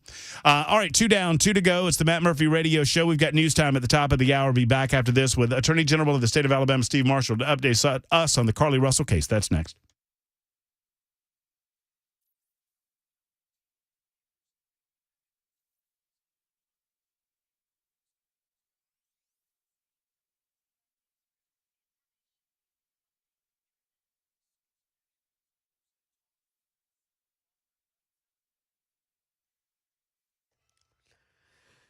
It's 2 o'clock. I'm Mac Morey with your top stories right now. 92 degrees in Nashville. Looks like it will stay dry and hot until Wednesday afternoon of this week in Middle Tennessee. Complete forecast just a few minutes away. The Republican-led House Oversight Committee is hearing closed-door testimony today from a business associate of President Biden's son, Hunter. It's part of the continued House GOP investigations into the business dealings of the president's son. Jay O'Brien brings us more details. Devin Archer, a key business associate of Hunter Biden's, ignored reporters' questions Monday morning when he arrived at a congressional office building to give closed-door testimony to the House Oversight Committee. Committee Republicans leading the investigation say Archer can provide key evidence which they believe will link Hunter Biden's overseas business dealings to his father, President Biden. The president has denied knowledge of his son's work, and House Republicans have yet to offer definitive evidence to the contrary. The top Democrat in the House, Hakeem Jeffries, recently accusing Republicans of, quote, peddling conspiracy theories.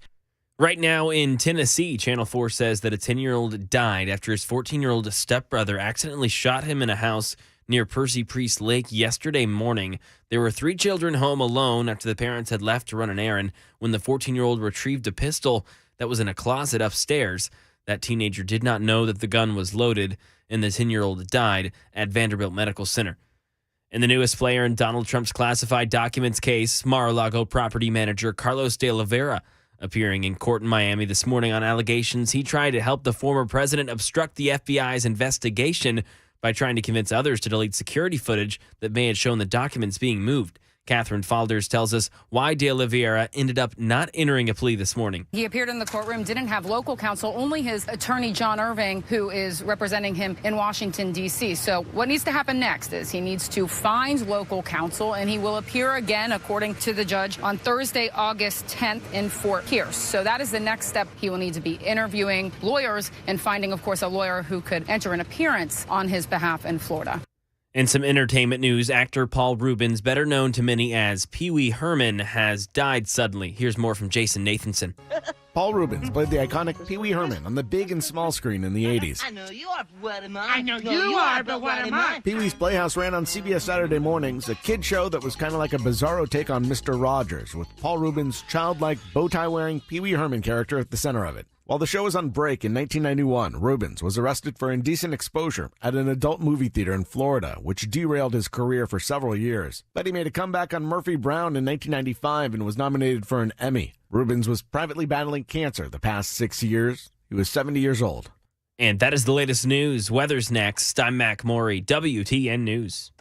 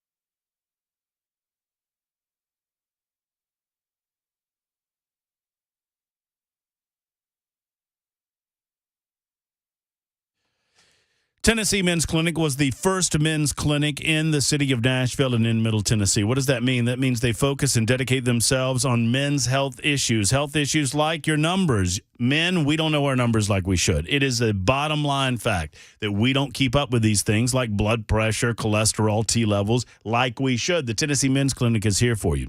If you don't have the energy, the vitality that you once had, do not just chalk it up to middle age and accept that that's the way that it's got to be. It's not the way that it's got to be. They will get some blood from you. They will get your numbers checked, and for less than $100, they'll give you a complete examination, results of findings, and prescribe a long-term plan of action for successful energy. I mean, you just get that revitalization again. I'm telling you, Tennessee Men's Clinic can do it for you. TennesseeMen'sClinic.com, TennesseeMen'sClinic.com, or give them a call. 2 locations to serve, one in Cool Springs, the other in Midtown. Tennessee Men's Clinic's at 615-208-9090. 208-9090. Call today.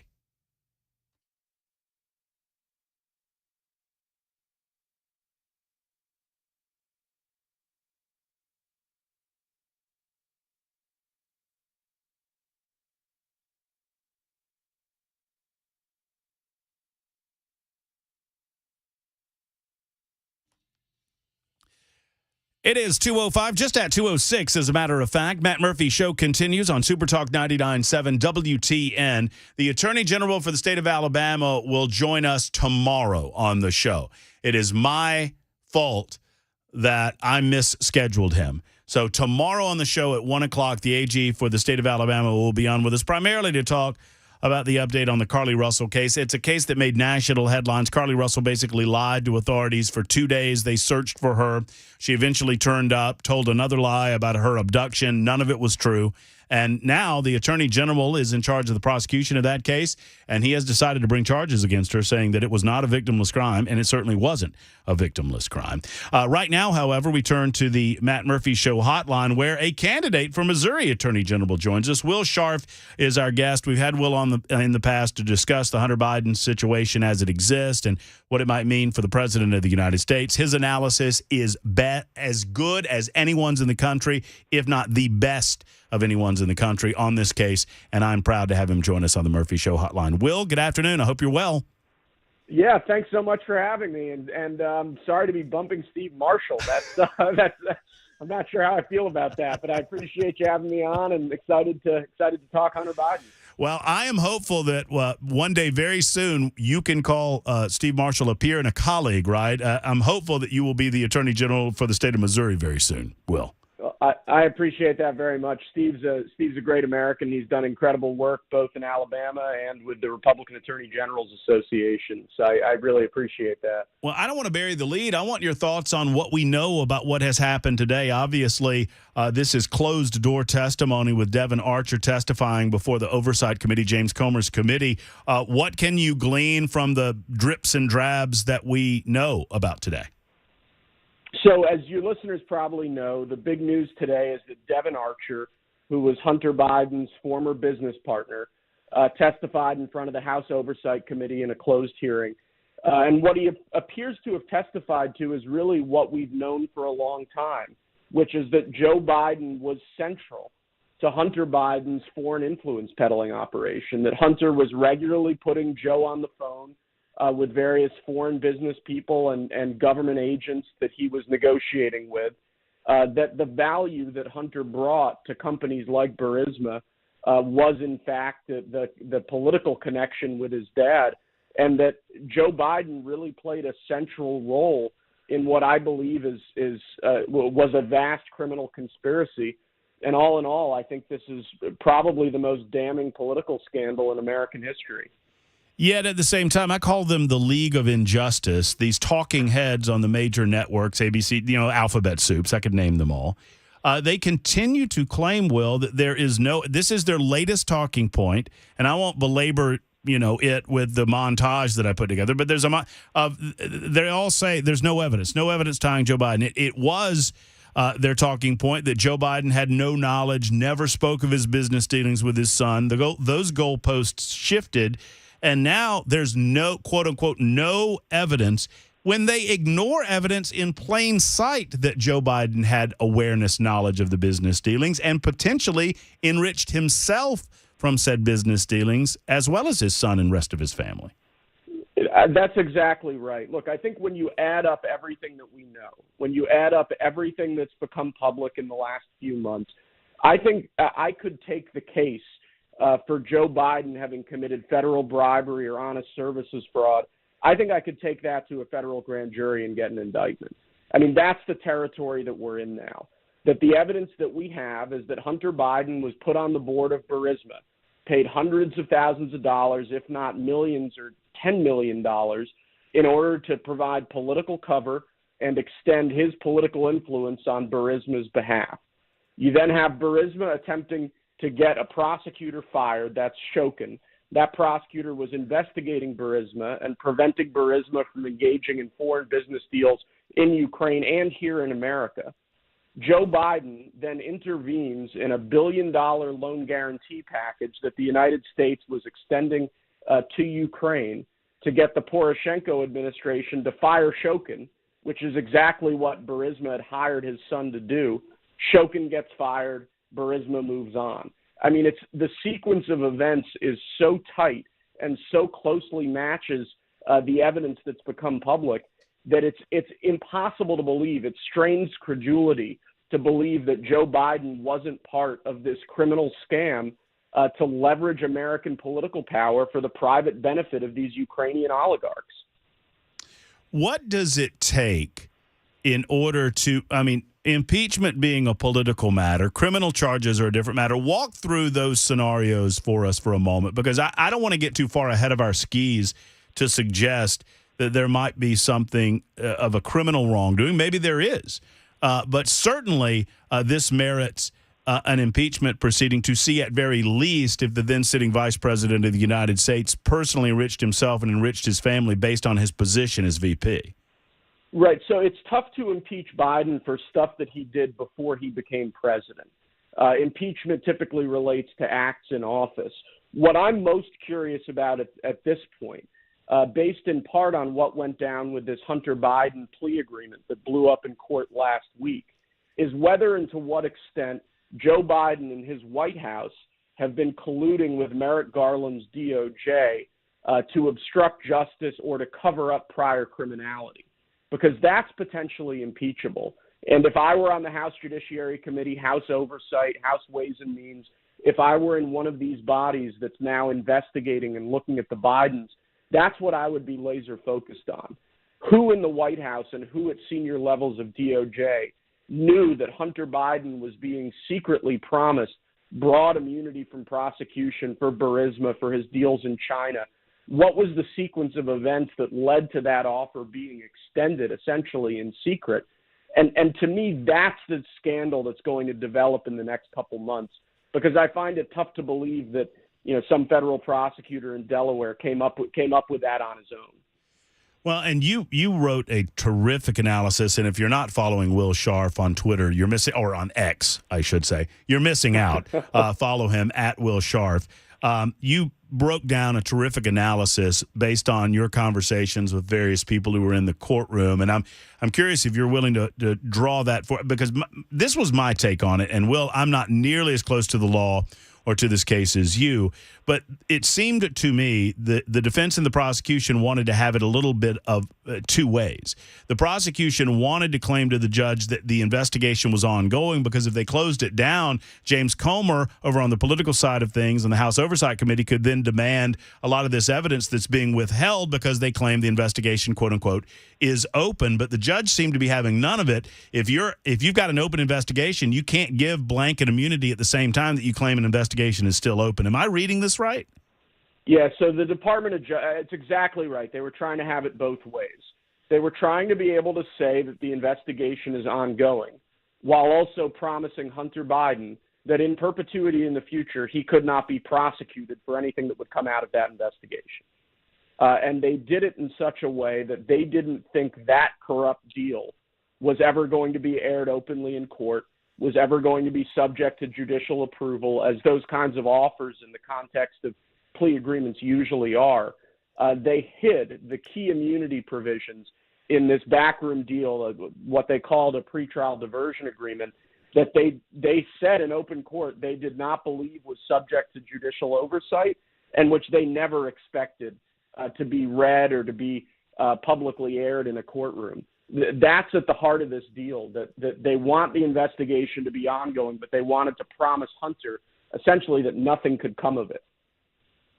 How salty do you think this situation got when the judge discovered that someone calling from a law firm in New York City associated with Hunter Biden, claiming to be a part of the oversight committee, wanted to withdraw an amicus brief because there were certain aspects of the amicus? I mean, they obviously lied. And the judges that I know, would not take too kindly to that. And I know that they're a bit unrelated in terms of how she deals with them, but I have to feel like there was a little bit of a saltier attitude based on that. Right. And just to lay it out for your listeners, because, we're nerds. We follow this stuff super closely. Right. What happened was the night before this plea colloquy, the night before the change of plea hearing, the House the House Ways and Means Committee under Missourian Jason Smith had filed an amicus brief that included their investigative report into Hunter Biden. Now, the point of that amicus was to attempt to get in the way of this plea deal, to make the argument that the plea deal didn't accurately or adequately reflect Hunter's long history of criminality. What happened then is a matter of some dispute, but according to court personnel, the court clerk's office, these are highly experienced court personnel in federal court in Delaware, a lawyer associated with Hunter Biden's legal team called them, represented that she was calling on behalf of not Hunter Biden, but on behalf of the House Ways and Means Committee, and said that brief had to be pulled off the docket for technical reasons. The clerk's office then pulled that brief down. The House Ways and Means Committee lawyers threw a fit because their brief had just been, retracted for no reason. And the court issued what's called a show cause order, demanding answers from Hunter Biden's legal team at risk of criminal contempt charges as to why they did this. And they sort of offered what I think was kind of a cockamamie explanation and attempted to deny what they had done. But the upshot here to me is that Hunter's team, and probably DOJ as well, were hell-bent on preventing this hearing from touching on all of this other stuff relating to Hunter Biden, that they wanted it to appear to the public to be about, misdemeanor tax charges and a 38 special that he bought in Delaware, when in reality, what came out was that this plea deal was about his whole history with Burisma and with China and with foreign influence peddling. But the fact that a lawyer would lie or misrepresent herself to court personnel, it's insane. To any of us who have practiced in federal court, to any of us who have been prosecutors, it's so far outside the mainstream that I think you're right. I think that probably kind of raised antenna among Judge Nareka and her staff. Why was this case proceeding so irregularly, and why was so much weird stuff happening around it? And that may be why she dug in and sussed out the truth of what this corrupt bargain really was. Will Scharf offering better analysis on this case than anyone I've seen on television, on radio. He's a candidate for Missouri Attorney General, former federal prosecutor.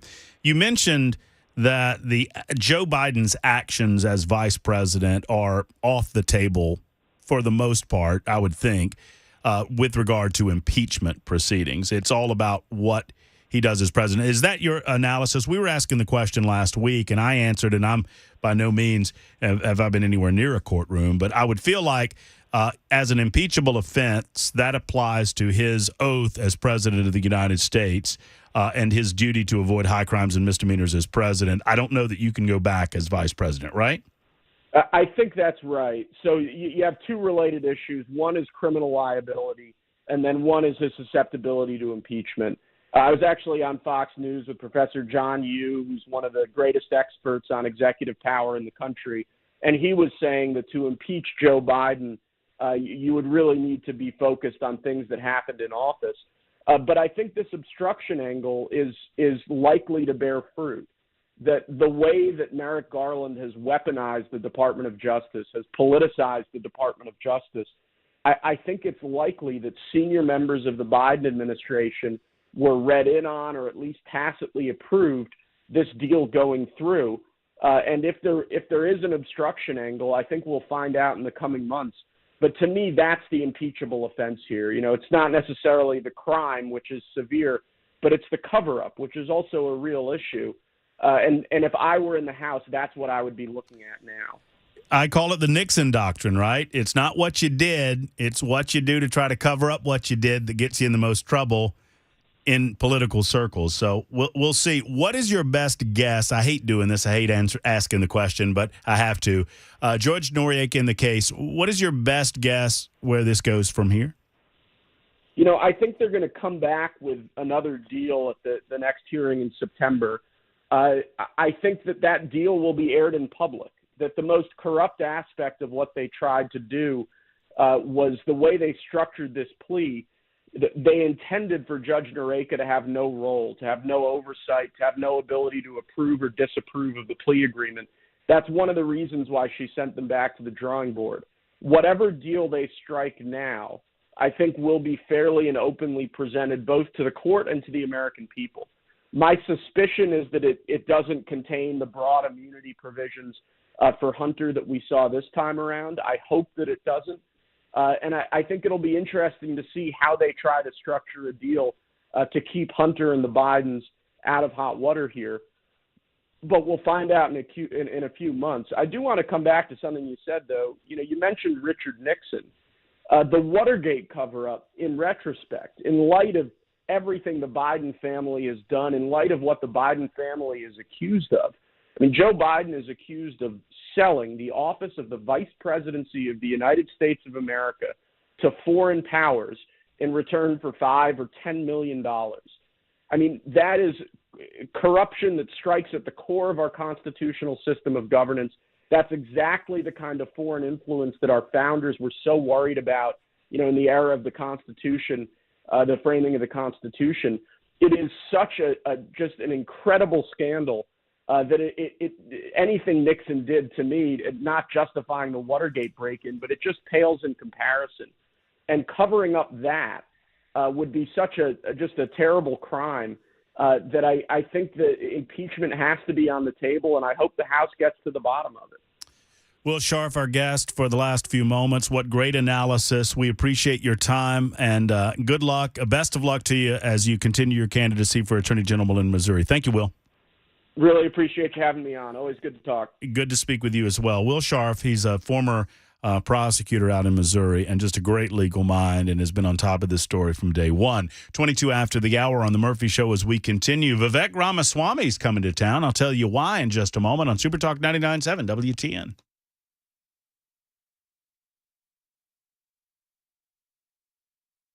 Speaking of coming to town, it is the Big Machine Music City Grand Prix week. I've been telling you for months that it's coming, and the week is finally here. That's right. This weekend, some of the best racing you've ever seen in your life will happen in downtown Nashville, and I want you to be there. Did you know that one-day tickets are still available and on sale right now for the Big Machine Music City Grand Prix? Did you know that you can still buy weekend passes? Weekend tickets still available. I'll be there. I've been telling you all along. I'll be the guy in the hat. Just wave at me. If you've never experienced open wheel racing before, what a way to get it.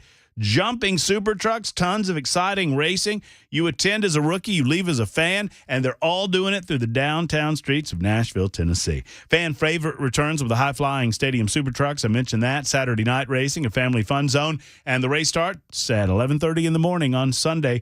Don't miss the party of the year. It's the Big Machine Music City Grand Prix. Always a great time. MusicCityGP.com. Get amped. MusicCityGP.com. Tickets on sale right now.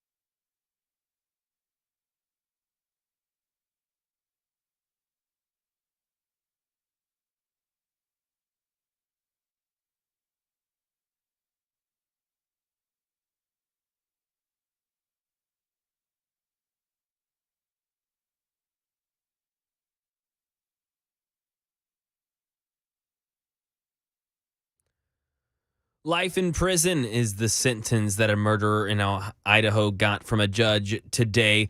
Got some news here in Tennessee, an active investigation in Cheatham County, plus some highly controversial protests in Denmark and Sweden still ongoing. That and more 2:30 Super Talk 99.7 WTN. There's Mac Morey back in the newsroom. Matt Murphy in studio, behind the glass, controlling the experience, making sure that everything that comes out of our speakers sounds as good as humanly possible. It's the one and only Bell K. We call him Headless Bell. Headless Bell, real snap. Yes, sir. Snap poll between yourself and myself. Mm-hmm. Pee Wee Herman, a.k.a. Paul Rubens, dead, the age of 70. Odds that Mac Morey... Why are you shaking your head already? No, because I'm really excited about this one because I knew you were going to do this. Odds that Mac Morey has ever been in an adult theater. See, that turned, didn't it? See, it was going to be a different question, but then that turned on you. Yeah, you had to be a smart You had to be a smart butt about it. I was going to ask you about Pee Wee, Big Top Pee Wee, Pee Wee's Big Adventure, but no. So we had to go you know what? To answer both phases of the question, I think one, Pee Wee was so big that he has at least seen some of one of the movies. Mm-hmm. And to answer the revised question, yes. Okay. All right. I'm going to go no on both. We had, I think, every season on VHS. Me and my little sister Fizzy watched probably every summer for at least 3 summers in a row, every day in the workout room, every episode, every movie. I'm Pee Wee. I loved He's even doing an I impersonation. loved Pee Wee, man. Oh, this Rest in one's peace. That is his influence on your parents. Yes. Extending that influence to you. 100%. Yeah. I thank them for that. It was, and a lot of parents said, look, I can shield my kids for whatever Paul Rubens did as a grown-up, as a private citizen. I'm still going to show them, Pee Wee's, what is it, Big House Pee Wee or whatever it was called. I can't even remember what it was called. Pee Wee's Playhouse. It was Pee Wee's Playhouse. Pee Wee's Playhouse with the floating head. Did you know that show is where Rob Zombie got his start as a PA? What? Rob Zombie got his start on Pee Wee's Playhouse as a PA. PA? Yeah. Public announcer? Personal assistant. With Pee Wee? No, with the producer. One of the producers. The PA on the set. And now scene 1. I just... Public address announcer? Pee Wee, please report to the... What was wash your hands. What was the Johnny Depp movie the cocaine movie where he played the hairdresser? Was it Blow? With Penelope Cruz? He was I really... didn't see it. I know he was good in it. I didn't see it, though. I know because it was a dramatic role. Yeah, completely opposite of the character you're used to, and it was just phenomenal. Man, Pee Wee's Big Adventure was just a tour de force when it came out, though. I mean, the tequila scene with the oversized shoes. And tell them Large Marge sent you. All of that, man. It was just incredible. Blow. We're getting... a lot of blowback on the super text line that it was. I wasn't sure. That he wasn't. Lawrence Fishburne got one of his first big breaks in Pee Wee's Playhouse. Also. Oh, cool. So I had forgotten that, but several people on the super text line indicating that it was his start on Pee Wee's Playhouse. Lawrence's start was on Pee Wee's Playhouse? Wow. That's what everybody's saying. I didn't know that, but who doesn't love Way to turn it into a career. Who doesn't love Pee Wee? And one little, you know what? This is a lesson for you kids out there. We need to talk about this. You can have an illustrious career. You can develop a niche. You can go to the zenith of popular culture. And you make one little mistake in one little adult film theater in Florida. And, there you go. Yeah, but it didn't kill his career. It did for a hot minute, boy. Do you remember when he came out on the MTV Music Awards? I remember. It was afterwards, and he got like a standing ovation, and he almost broke down crying. Because people were just showing him love. Yeah. We're showing him love after his humiliation, having been, he had to perp walk out of the building and all of that. Anyway, if you don't know what we're talking about, his little brush with the law, I could make a lot of double entendre jokes right now. I'm not going to make any of them. I mean, they're too easy. It's too low hanging low. Look it up on the web. Just look it up on the web. And be careful when you do, because you might go to a part of the web that you don't want to be in. Make sure Safe Search is on. Yeah, it's 2:30 on Super Talk 99.7 WTN.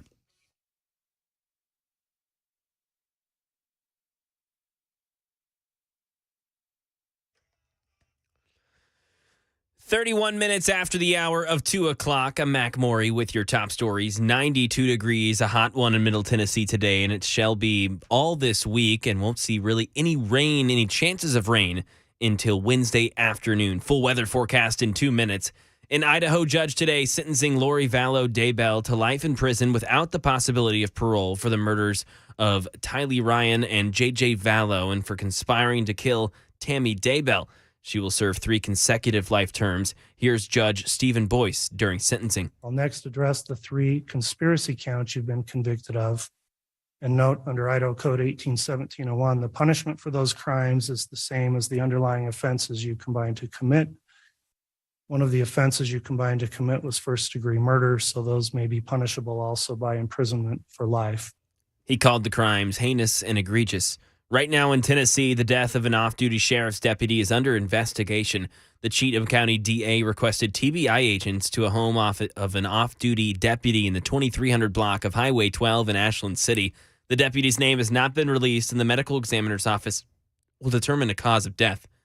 And more Qurans being burned in Denmark and Sweden as a part of highly controversial protests. Government officials are trying to calm tensions. Ines de la Catera. More Quran burnings in both Sweden and Denmark on Monday, with an Iraqi refugee appearing to burn a copy of the Quran outside the Swedish parliament, and in Denmark, anti-Muslim protesters burning a Quran outside the Saudi Arabian embassy. These are just the latest of several such protests held in recent weeks, prompting some Muslim countries to call on government officials to intervene. Both Swedish and Danish officials say they are now examining ways to legally restrict these protests. Earlier this month, hundreds of Iraqi protesters stormed the Swedish embassy in Baghdad in response to the Quran burnings. And that is the latest news. Weather's next. I'm Mac Maury, WTN News.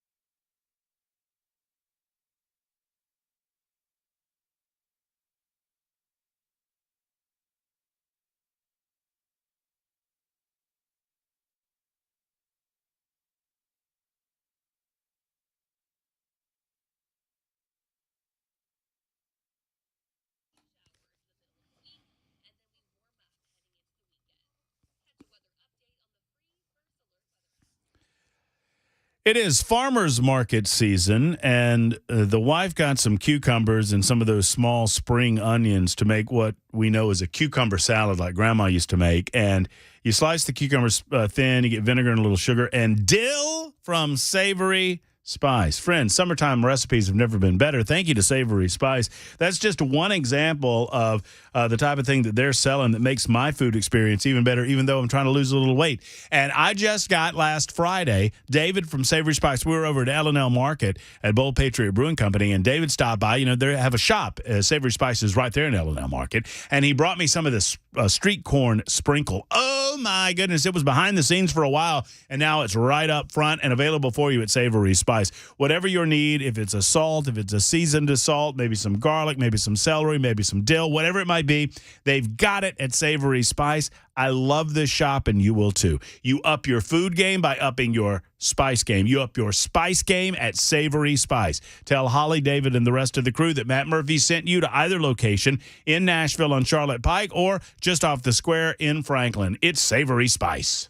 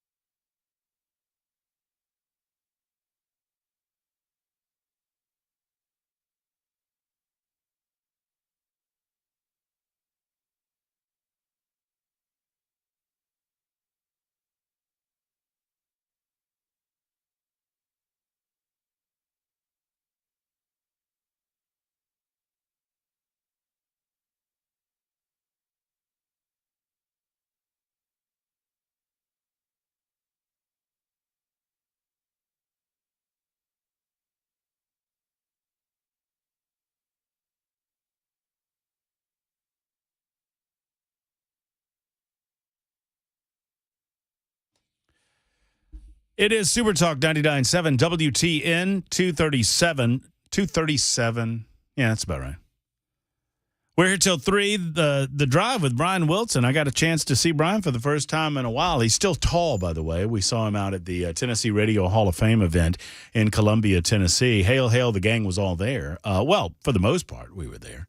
We had Johnny B was there with his lovely bride, Brian and his bride, Dan Mandis and his. Mine could not attend, but I was there at our table. Jack Womack was there. Pamela Furr was kind of the founder of the feast. She was orchestrating the events, and we appreciate her for everything that she did. The president of the organization. Well, yeah, that's so kind of her ballywick. Yeah, and the honor was extended to obviously the late great Phil Valentine in the legacy class, and there were also career classes that were inducted into the Tennessee Radio Hall of Fame. Now, speaking of the gang getting all together, you can see the gang all together again on August 15th, a couple of weeks from now. We had originally slated this for a week or so ago, and we had some circumstances come up that made it impossible, so we rescheduled. So all of you who had tickets for the event in July, your tickets are all good. They're honored, obviously, on August 15th, plus more seats for you at the J Street Korean Grill and Bar in Hendersonville starting at 6 o'clock. Brian will start his show there at 3,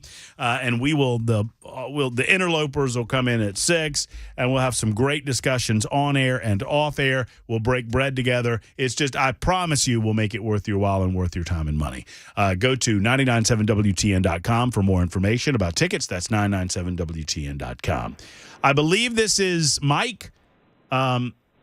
Yes, I think you just transposed the I and the K, which I would spell differently or say differently if I possibly could. Hey, Mike, how are you? Good. How are you doing, man? I love your show. Well, thank you, Mike. I appreciate that. What's on your mind? Hey, just one little fact that may be missing that would help the Fairground Speedway. I used to race there years ago, and do you remember a movie that Richard Pryor played in about the black race car driver, Wendell Scott? I do remember that film, yes. Okay, Wendell Scott ran at Nashville at the Fairgrounds Speedway back during that time when all that movie about him was going on. So there's a little bit more history than, Darrell Waltrip and a lot of those. That's where the first black called Grand National is what NASCAR is now. But that was in the early days. That's what that was called. And Wendell Scott was the first black in that division. Yeah, I mean, it's well spoken, and it's good to note some of the incredible history, and it's a diverse history. It's not just history of NASCAR or whatever, although it's immersed in that.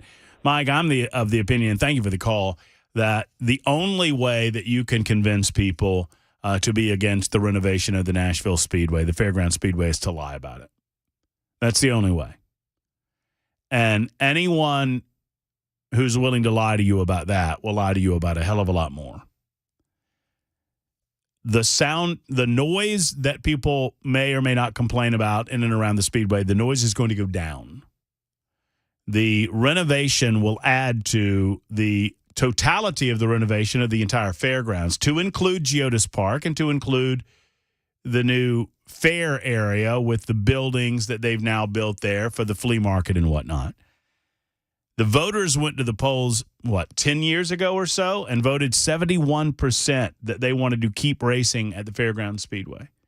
And so now it's just a matter of whether or not you want that to be able to financially survive. I saw the numbers that were presented the other night at the open forum. I think it's a shame that Colby Sledge has been bought off politically or otherwise in order to present himself as against this the way that he does. And when I say bought off politically, I mean he finds it to be more politically expedient to run around his community and lie about the way things are at the Speedway than he does to tell the truth. And you have to lie in order to convince people that it's a bad deal. It's not a bad deal. It is a no-brainer for this community, something that's been going on in that place since 1904. And that has nothing to do with NASCAR, although it very much has everything to do with NASCAR. I'll say this. These same people that are against the Nashville Fairground Speedway, I'm not being hyperbolic when I say this to you. These are the same people that wanted to tear down the Ryman Auditorium, the same type of mentality. Tell me I'm wrong. Tell me I'm wrong. Oh, we need to get rid of that old and build up new again. Except this time around, it's the rich fat cat that built a stadium next door and build condominiums right behind that speedway who wants to rip that thing apart and turn it into a parking lot. Now, I'm willing to have that conversation with John Ingram today, tomorrow, or anytime he wants to come on. And he can explain to me how he can be for the speedway but against the renovation. Makes zero sense, except you are for your own selfish interests and not for the interest of the people of this community. Makes no sense to tell me that, well, I'm for the speedway but against the renovation. What the hell does the speedway will not exist in 5 years? Anyone that's studied the subject understands that it will not exist in 5 years. And as soon as you die, as soon as it dies, if this deal dies, it dies. And as soon as it dies, I guarantee you I know he's going to be standing in line waiting on that property.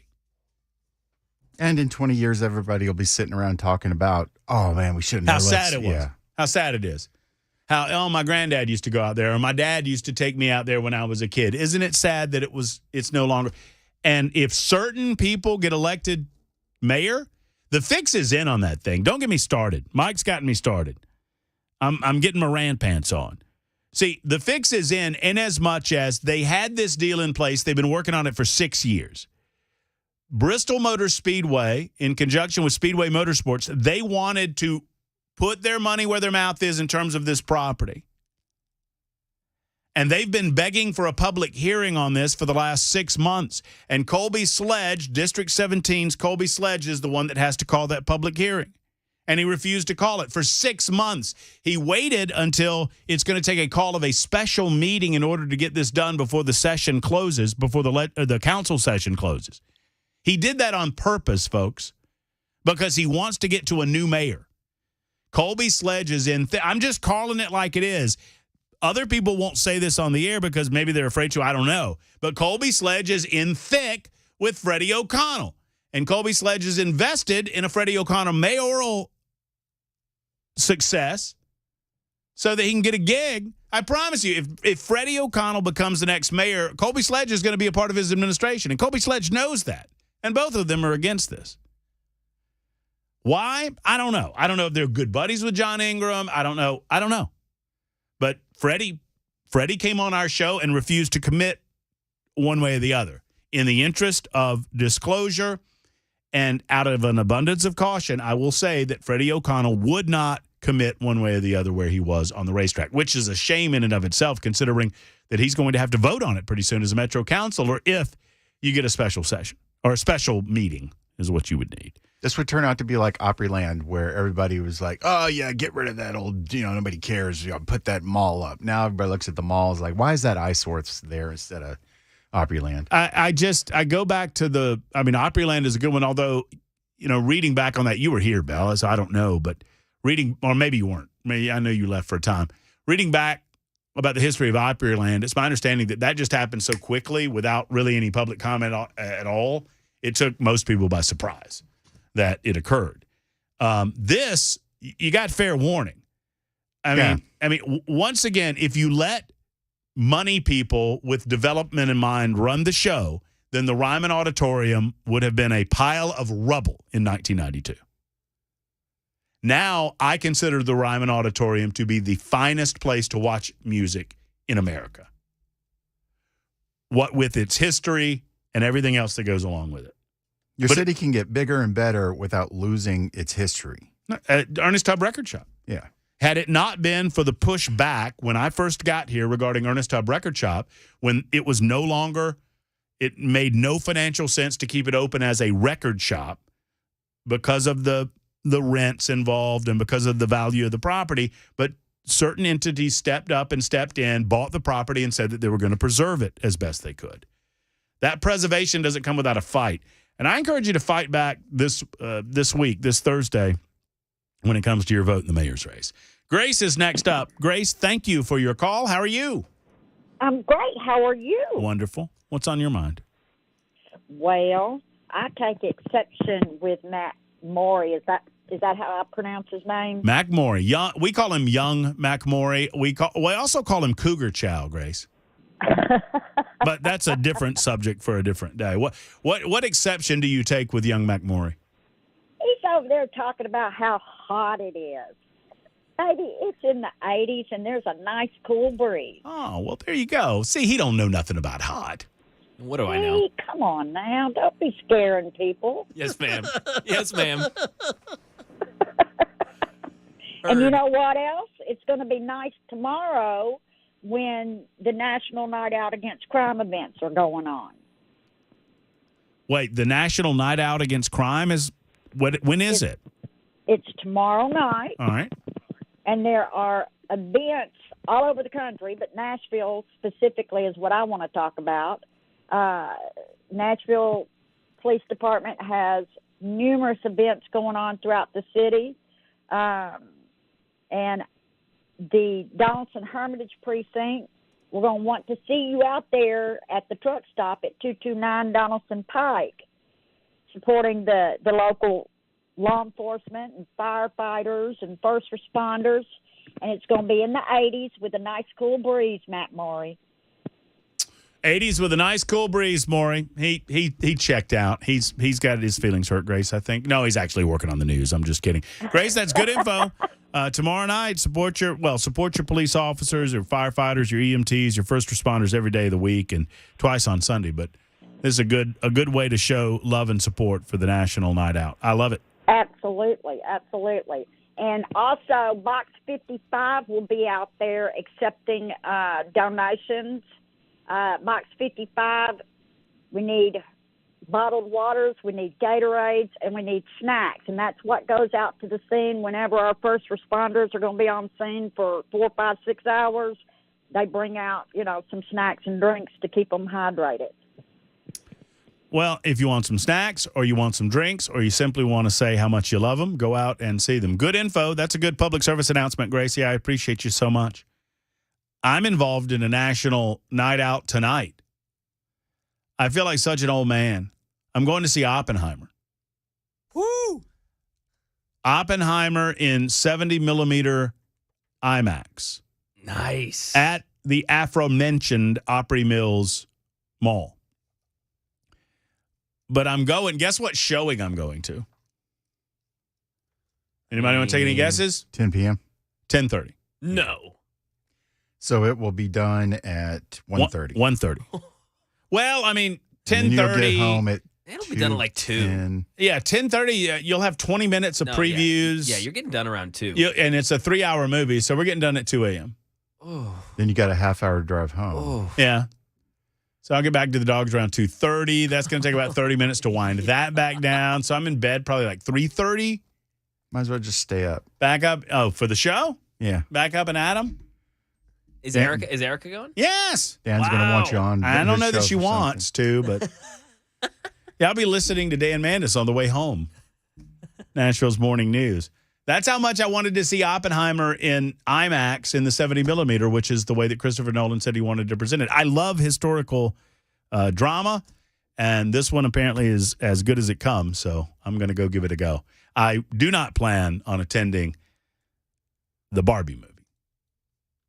My wife says she's going to watch it when it comes back. An Irish man playing a German scientist who becomes an American citizen. I think he becomes a citizen. Yeah, he did. I think that's right. So, yeah, Oppenheimer. That's tonight. 151 Super Talk 99.7 WTN. Coming up in just a moment is The Drive with Brian Wilson. You don't want to miss that.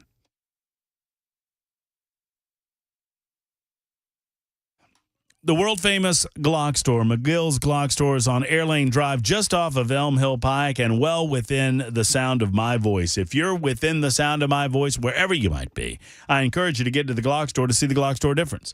Number one, the incredible store. It's big, it's bright, it's 35,000 square feet. They have 4 dedicated tactical shooting rooms. They specialize, obviously, in Glock handguns. They are highly trained gunsmiths that they have on site every day to work with you. As a matter of fact, I've told this story. I was training with Dan Hughes at the Glock store, and I was just, it was low and left all the time. And finally, Dan said, "Do you mind if I shoot your gun?" And we were shooting my Springfield, and he did. And he immediately took it to his gunsmith, got it resighted, and there you go, man. My shooting got a lot better once the gun got sighted properly, thanks to the gunsmiths at the world famous Glock store. They are great firearm trainers. They are great and knowledgeable in terms of their awareness of your needs, and they'll ask you some questions to find out exactly the gun for you. Such help at the Glock store. Whether you know a lot about guns or nothing, you'll be amazed at how helpful they are. Glockstore.com or shoot270.com. Go today. It's McGill's world famous Glock store.